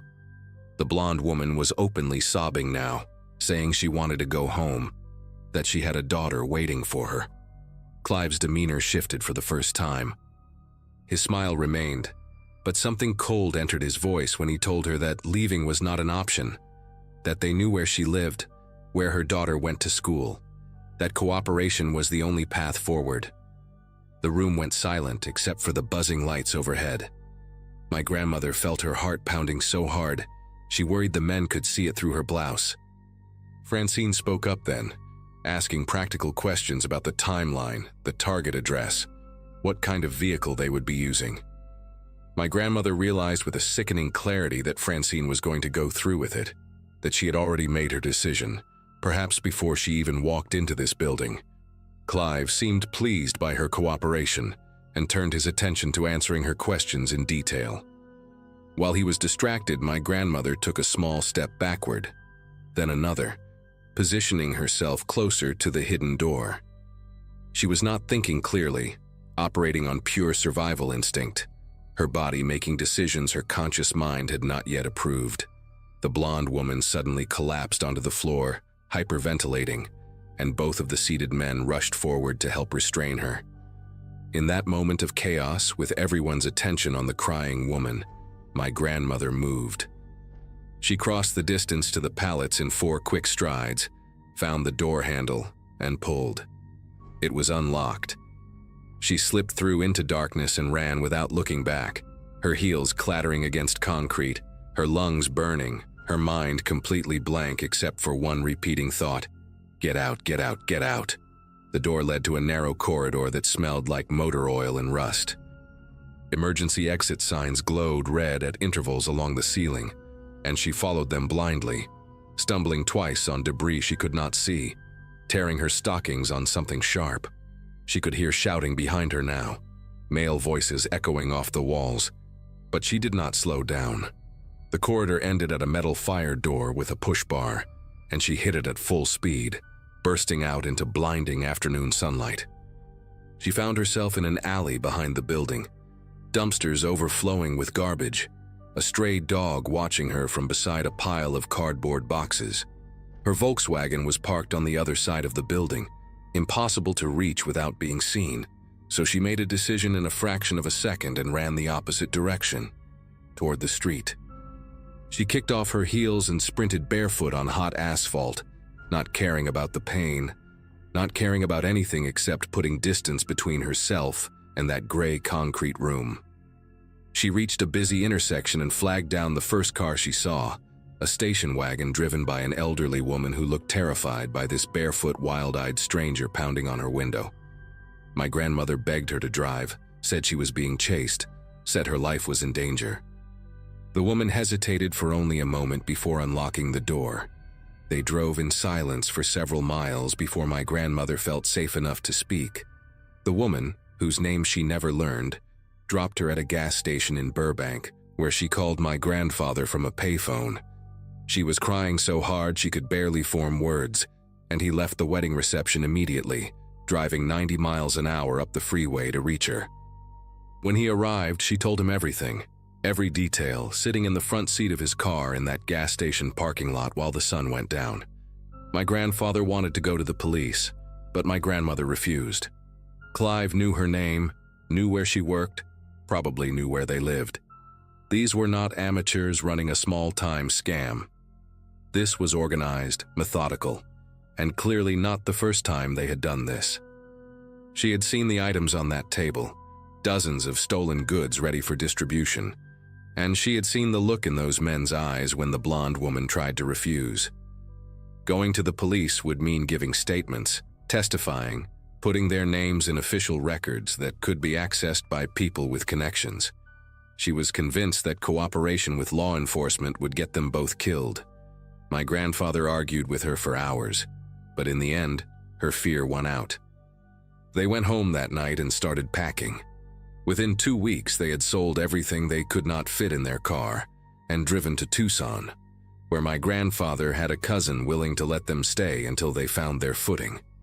They told everyone they were leaving for personal reasons, family obligations, a sick relative who needed care. They canceled recording sessions, broke contracts, burned bridges with producers and labels who had invested time and money in their careers. My grandmother said the hardest part was not the financial loss or the professional destruction, but the silence that followed. For years, she waited for a knock on the door, a threatening phone call, some sign that Clive and his people had tracked them down. It never came. She does not know what happened to the blonde woman or to Francine. She never saw any news reports about a burglary ring being dismantled, never heard the name Clive Ashford mentioned in connection with any criminal investigation.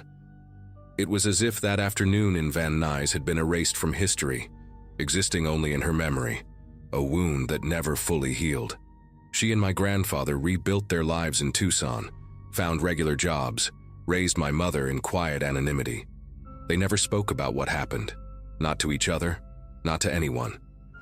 My grandfather took the secret to his dementia, and my grandmother carried it alone for 50 years, Until that afternoon in her kitchen, when she finally decided I was old enough and successful enough in the same industry that had nearly destroyed her to know the truth. I drove back to Los Angeles the next day with my head spinning. I spent weeks searching for any trace of Clive Ashford, combing through old newspaper archives, industry records, public databases. I found nothing definitive, just a few mentions of a talent manager by that name who had operated in the early 70s and then seemingly vanished around 1975. No criminal charges, no obituary, no forwarding address. I thought about hiring a private investigator, about digging deeper, but something stopped me. Maybe it was the look on my grandmother's face when she finished her story, the relief mixed with residual terror that had lived in her for half a century. Maybe it was the realization that some answers are not worth finding. My grandparents sacrificed everything to disappear, to protect themselves and their future family from people who operated in shadows. Reopening that door felt like a betrayal of everything they had endured. So I let it go.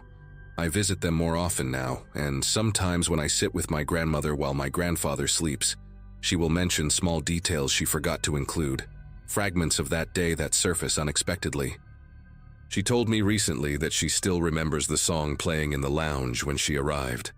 A Carpenter's track, something soft and hopeful that she can never listen to again without feeling sick.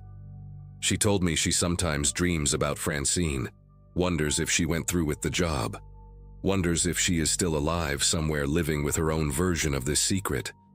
I do not have answers for her. All I can do is listen and make sure she knows that her story, their story, will not die when she does. Some truths deserve to be remembered, even the ones that never made it into any official record.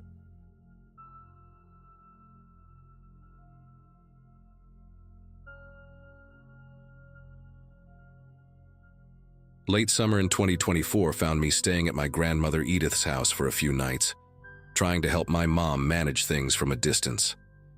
Life had slowed down for me then. Freelance work, no strict schedule, and a lot of quiet hours that made the request feel manageable. Edith lived alone in a modest suburban home, the kind with narrow hallways and doors that never quite lined up right. Her dementia had been getting worse, especially after sunset, but during the day she could still hold a conversation and joke about old TV shows. I told myself this was just family duty, nothing dramatic. The first evening passed with mild confusion, repeated questions and a nervous habit of checking windows. Still, she recognized me, called me by name, and insisted on making tea she forgot to drink. I slept in the guest room, shoes by the bed, just in case she wandered. At that point, fear wasn't part of the equation yet. As daylight faded the next evening, her behavior shifted in a way I hadn't seen before. Edith stopped pacing and instead sat very still at the kitchen table, eyes sharp, listening to every sound in the house. Her voice dropped when she spoke, accusing me of touching her things, moving papers, opening drawers. She asked why I kept checking my phone and who I was reporting to. When I laughed it off, she slammed her hand on the table hard enough to rattle the silverware. The warmth she carried earlier vanished, replaced by something guarded and confrontational. She followed me from room to room, keeping a careful distance, watching my hands. Every light switch I touched earned a comment.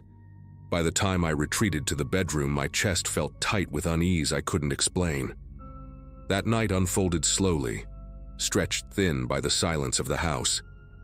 The door to the guest room closed with a soft click that didn't sound like it came from my side. A moment later, metal scraped against metal, deliberate and controlled. Edith's voice came through the door, calm and steady, explaining that she needed to lock it from the outside. She said she couldn't risk letting it move freely once the house settled. I asked what she meant, keeping my voice low so I wouldn't escalate things. She told me I knew exactly what she meant and accused me of pretending. Her footsteps moved away, followed by the sound of another lock turning somewhere down the hall. Sleep never came. I sat on the bed, listening to the house breathe, counting every creak. Morning light spilled into the room through the blinds, ordinary and cruel in how normal it felt. The door opened easily when I tried it, though the frame was gouged with fresh scratches around the lock plate. The metal looked bent, stressed, as if someone had fought it from the outside. Edith stood in the kitchen humming, cheerful, asking why I looked so tired. She remembered nothing about the night, nothing about the locks, nothing about it. When I showed her the damage, she frowned like she'd never seen that door before. The house felt empty in a way I can't fully explain, like something had left quietly before dawn. I packed my bag before lunch, promising to come back soon, knowing I wouldn't sleep another night under that roof. Driving away didn't bring the relief I expected. The image of those scratches stayed vivid, looping in my head every time traffic slowed. By the afternoon, guilt crept in, heavy and persistent, so I returned the same day with groceries and a resolve to stay one more night. Edith greeted me warmly, apologetic for being difficult lately, though she couldn't explain what that meant. I inspected the doors again while she wasn't looking. The damaged locks were still there, deeper than I remembered, like grooves pressed with intent. I told myself stress had sharpened my imagination. As the sun dipped lower, shadows stretched across the hallway and she stopped smiling mid-sentence, eyes narrowing as if she'd heard a voice I couldn't. Dinner went untouched. She asked me to sit where she could see me. Once darkness settled, Edith's alertness returned sharper than before. She whispered instead of speaking, warning me not to move too fast, not to test her patience. Every few minutes she checked the hallway, pressing her ear to the wall, nodding as if listening to instructions. When I suggested calling my mom, her face hardened and she accused me of signaling. She blocked the kitchen doorway with a chair, explaining that pathways mattered at night. The house felt smaller with every adjustment she made, furniture dragged into odd positions, lamps unplugged. When I finally excused myself to the bedroom, she followed, standing just far enough away that I couldn't read her expression clearly. The door closed between us, and I waited for the sound I dreaded. This time, the locks came quickly, firm clicks followed by the unmistakable scrape of force. Edith spoke through the door again, steady and patient, saying tonight was worse, that it was learning. She said she could hear it breathing near the vents, and that it copied footsteps when it moved. I asked her to unlock the door, trying to reason, but she only replied that love sometimes meant restraint.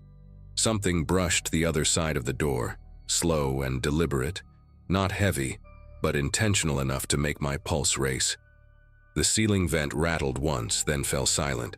I sat on the floor until my legs went numb, listening to her whisper instructions to someone who wasn't there.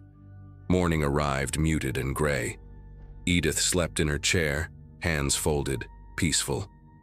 She laughed when I asked about the night, insisting she'd gone to bed early. The scratches on the lock were worse, curling outward like metal peeled back with fingernails. I took photos, called my mom, and arranged for in-home care that same day. When the caregiver arrived, Edith stood close to me, gripping my sleeve, quietly asking if I'd told them about it. I didn't answer. Leaving that house felt final this time, not rushed, just necessary. Whatever she believed she was protecting us from, I couldn't stay long enough to find out. I didn't go back after that day, but the house didn't leave my thoughts. Over the next week, the caregiver called twice to ask questions that made my chest tighten. She mentioned Edith insisting certain doors stay sealed after sunset, and refusing to sleep unless chairs were wedged under handles. One evening, the caregiver found Edith standing in the hallway, pressing her palm flat against a bedroom door, listening. When asked what she was doing, Edith said she was checking whether it had learned patience yet. The caregiver laughed it off at first, assuming it was part of the illness. Then she noticed the vents had been covered with towels, tightly packed, as if to block airflow. No one could explain how Edith had the strength to do that alone.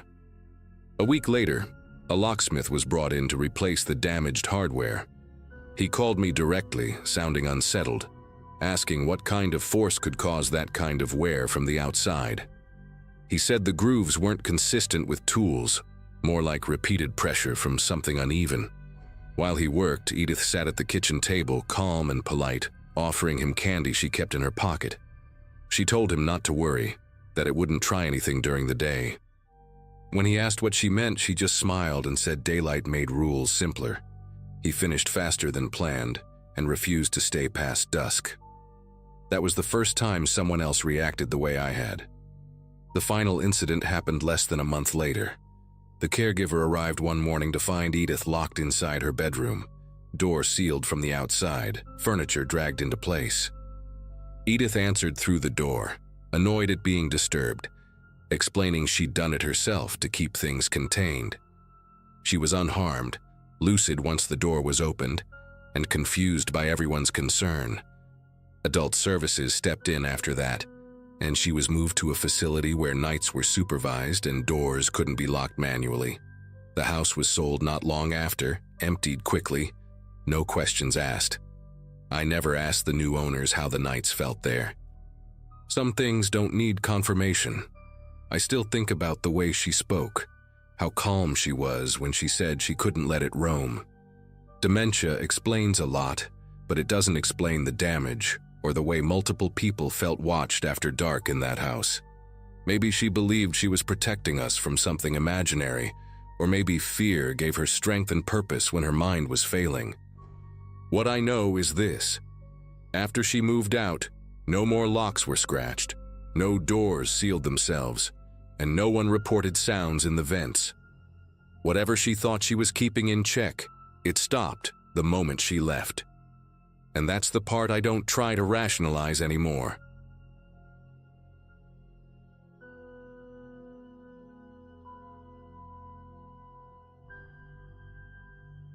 People in this community usually understand why someone waits years before putting a story into words, and that's the case here too.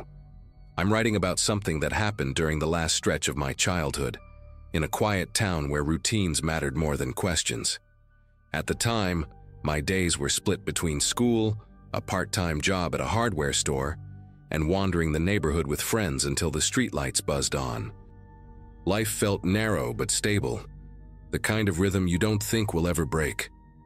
One person who fit into that rhythm was a girl named Kara, someone I'd known since elementary school. We lived 3 blocks apart, shared the same bus stop, and had the kind of friendship that didn't need constant talking. Her house always smelled faintly of boiled vegetables and old paper, a detail that stuck with me even then. None of us imagined how abruptly that familiar presence could vanish. Kara lived with her grandmother, a woman everyone called Mrs. Wilkes, who seemed ancient even back then. She moved slowly, spoke carefully, and kept her curtains drawn tight no matter the time of day. Over one summer, her behavior shifted in a way that adults whispered about but never explained to us. She began repeating herself mid-sentence, snapping over tiny things like shoes left by the door, or insisting the windows stay sealed even in the heat. Kara stopped staying out late and started leaving our hangouts early, always citing rules she couldn't bend. When I visited, I noticed notes taped to the fridge listing exact meal times and portions, written in shaky ink. The house felt tense, like it was holding its breath. Still, nobody called it dangerous, just sad or confusing. As months passed, Kara changed too, in subtler ways that were easy to miss if you weren't close. She started flinching when strangers walked past us on the sidewalk, tugging her sleeves down over her hands. She talked about food as if it were risky, refusing anything that hadn't been prepared a certain way. Sometimes she'd pause mid-conversation, listening for sounds no one else reacted to. When I asked what she heard, she'd shrug and change the subject.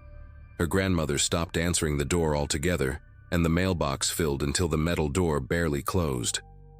Neighbors said they saw grocery deliveries left on the porch overnight. The house became a place people glanced at but avoided. Then, without warning or explanation, Kara disappeared. One day her bus seat was empty, and the next week the school office said she'd been withdrawn. Mrs. Wilkes' house went dark. The notes vanished from the windows, and a lock appeared on the outside of the gate. Adults gave rehearsed answers about family matters and told us to stop speculating. Years later, after I'd left town and built a life elsewhere, curiosity pulled me back into the story. Public records showed both Kara and her grandmother had been living in near isolation for a long time, following rigid schedules and strict rules driven by fear. Doctors later suggested untreated psychological illness, especially in the grandmother. What still unsettles me is how closely Kara's breakdown mirrored the routines she was taught, and how little anyone intervened before it was too late. After that brief look into the records, I couldn't shake the feeling that something had been quietly buried. I started reaching out to people who'd known the family back then, framing it as nostalgia rather than concern. One former neighbor remembered the exact day things finally collapsed, describing it as unusually quiet, even for that street. According to her, Mrs. Wilkes had stopped allowing any noise in the house, including the radio or television. Kara had been pulled out of school weeks earlier and was rarely seen outside. That day, a delivery driver reportedly waited on the porch for nearly an hour, knocking softly, then louder, before leaving the bags untouched. No one saw movement behind the curtains. The silence bothered people more than shouting ever would have. I tracked down a retired social worker who had briefly reviewed the case years after the disappearance. She spoke carefully, choosing words like she was still being recorded. She explained that the grandmother had developed severe paranoia, centered around contamination and outside influence. Her routines weren't just habits but protective rituals, enforced with absolute authority. Kara's role shifted from child to participant, then to enforcer, mirroring behaviors that kept them safe. The records noted that Kara resisted at first, sneaking food or lingering at windows. Over time, those acts stopped. The social worker said this kind of psychological entanglement was rare but devastating, especially without intervention. What disturbed me most was learning how that final day unfolded. Emergency services were called by a neighbor after a smell-raised concern, something sour and unmistakably wrong. Inside, they found Mrs. Wilkes unresponsive, her body already cold. Kara was still alive, sitting at the kitchen table, following the schedule taped to the wall. She hadn't eaten since the previous evening because the next mealtime hadn't arrived yet. She didn't cry or speak when help arrived, only asked whether the house would be sealed again afterward. The responders noted her calm as unsettling, like someone waiting for permission to exist. Kara was taken away that day and placed into long-term care, though details about where she went were limited. Her grandmother's death was ruled natural, but the circumstances raised concerns that never led to charges. The house was sold, cleaned, and repainted, erasing visible traces of what happened inside. Still, whenever I think back to that single day, it feels like a quiet ending to a long, invisible disaster. A child learned fear as routine, obedience as safety, and isolation as love. Even now, I wonder how different things might have been if someone had knocked harder, asked more questions, or refused to look away. What followed was a kind of quiet aftermath that didn't make headlines or inspire town meetings. Kara became a topic people referenced vaguely, as if details might summon something unpleasant back into the room. I learned she was evaluated extensively and diagnosed with severe anxiety shaped by prolonged psychological control. Professionals believed she could improve, but only with long-term care and strict boundaries separating her from the patterns she'd learned. The grandmother's influence was described as pervasive, not malicious in a simple sense, but consuming.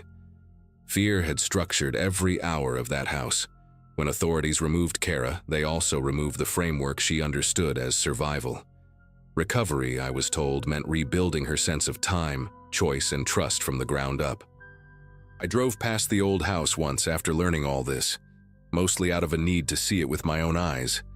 The curtains were open now, and someone had planted flowers along the fence line. From the outside, it looked ordinary, almost inviting.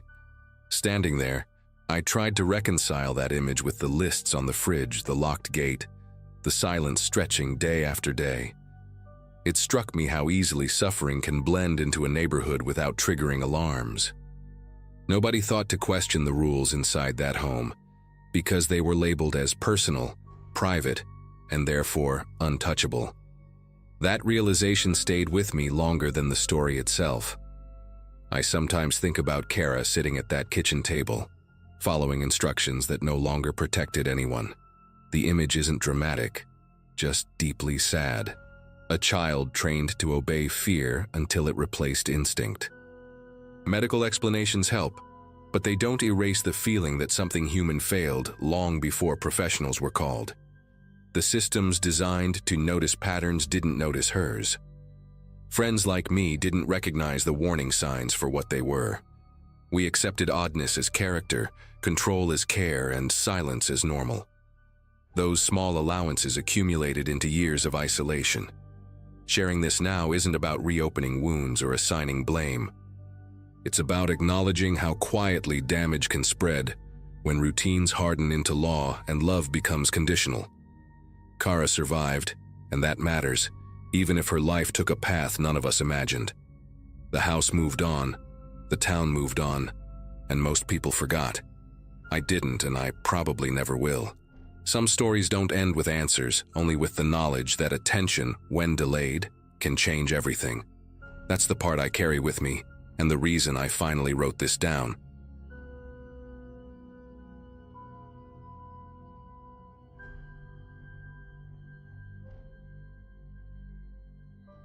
Visiting my grandparents had always meant quiet afternoons and predictable routines, but this trip felt different from the moment I passed through the stone gates of their retirement community.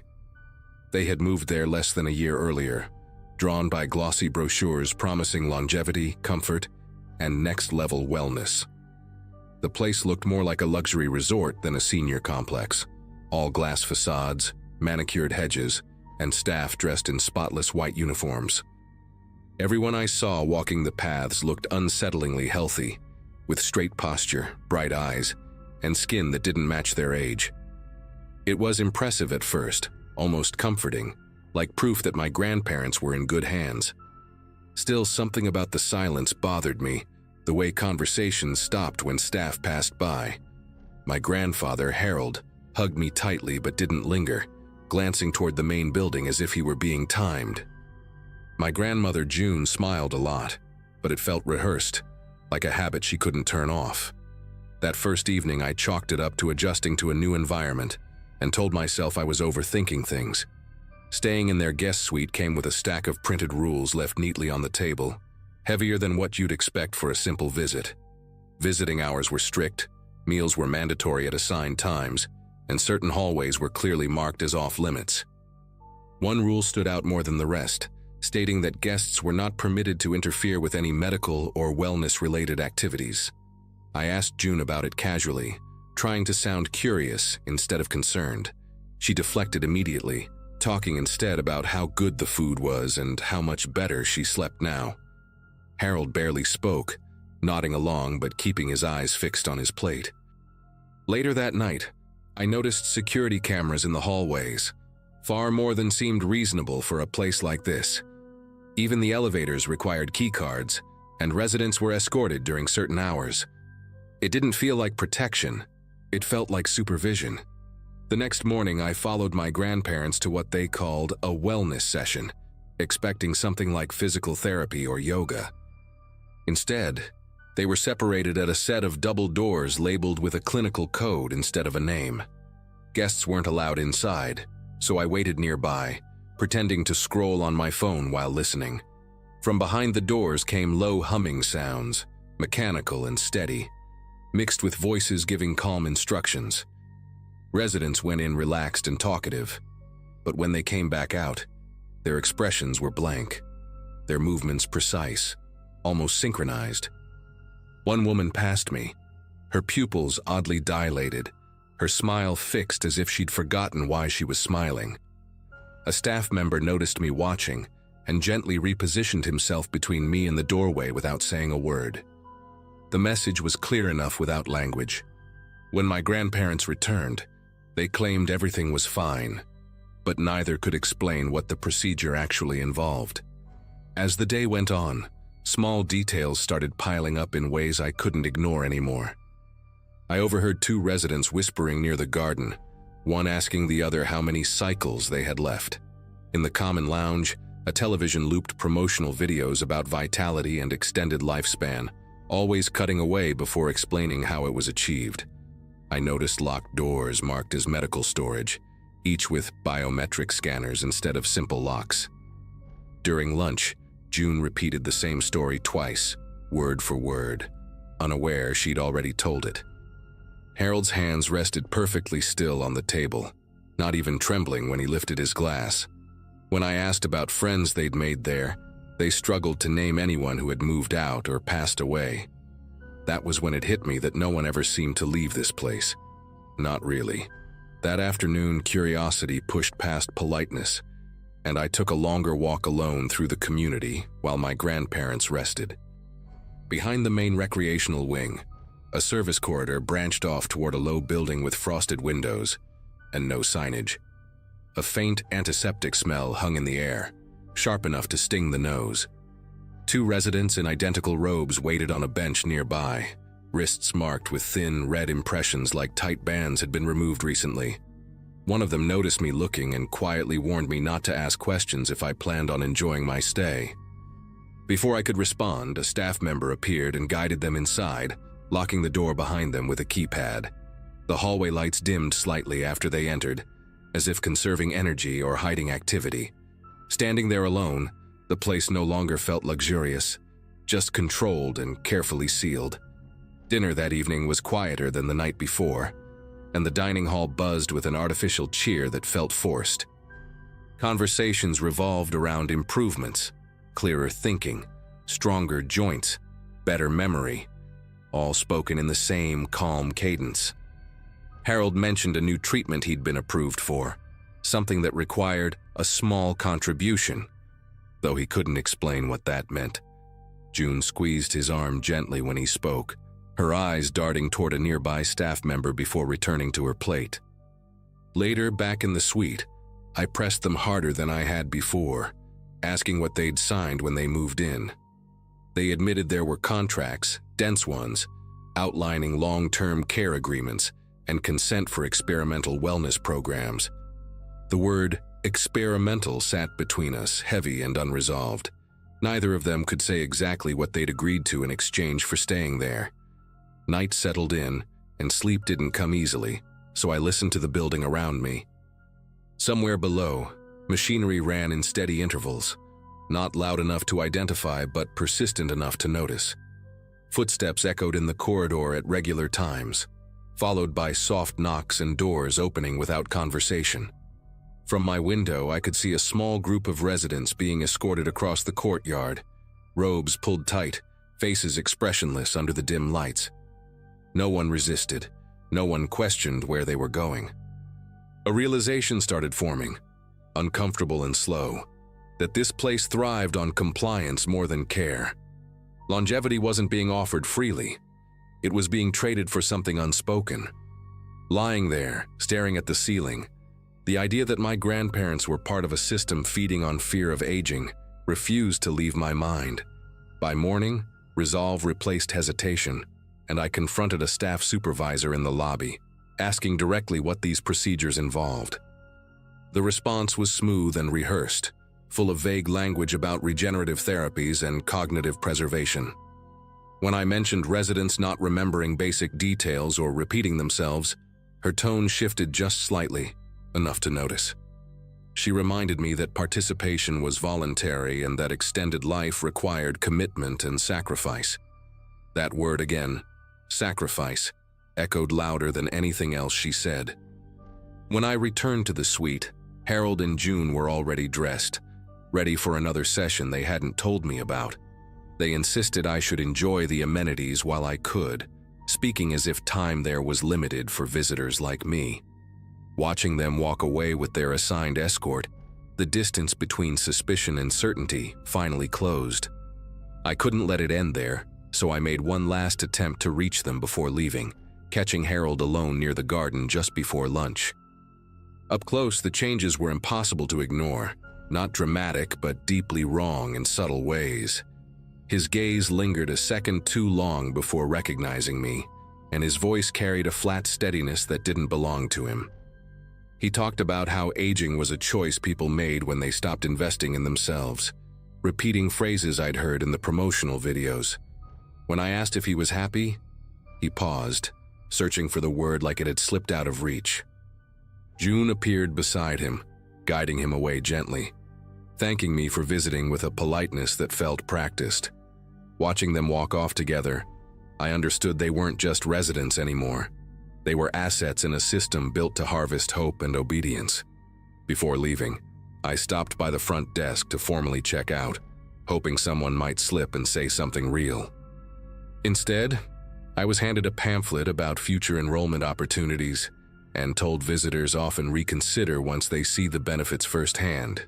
The implication wasn't subtle, and it left a sour weight in my chest. As I waited for my ride beyond the gates, another group of new arrivals rolled in, laughing, impressed, carrying suitcases full of trust. The staff welcomed them warmly, already easing them into the rhythm of rules and reassurances. I wanted to warn them, to say something, anything, but every part of the place seemed designed to smother doubt before it could take root. Leaving felt less like a goodbye and more like an escape. Once home, I tried to convince myself that reporting the place would change something, but every attempt hit a wall of legality and consent forms. Everything had been signed, approved, sanitized by language that hid consequences behind promises. My grandparents stopped answering calls after a while, and when they did respond, their messages were short and oddly formal. They spoke about progress, clarity, commitment, words that sounded less like them each time. Months later, I received a letter informing me that visits were no longer recommended for the sake of their continued wellness. No explanation, just a polite closing statement and a signature from someone I'd never met. It felt like being quietly written out of their lives. What stays with me now isn't just fear, but the understanding of how easily people can be guided when the alternative is decline and loss. That community never needed chains or threats, only the promise of more time and the subtle erosion of choice. I still think about Harold's pause when I asked if he was happy, that brief gap where the truth almost surfaced. Whatever they're doing there works, at least on the surface, and that's the most disturbing part. The residents look alive, vibrant even, but something essential has been traded away. I don't know if my grandparents are still themselves anymore, only that they chose to stay, and the system made sure that choice became permanent.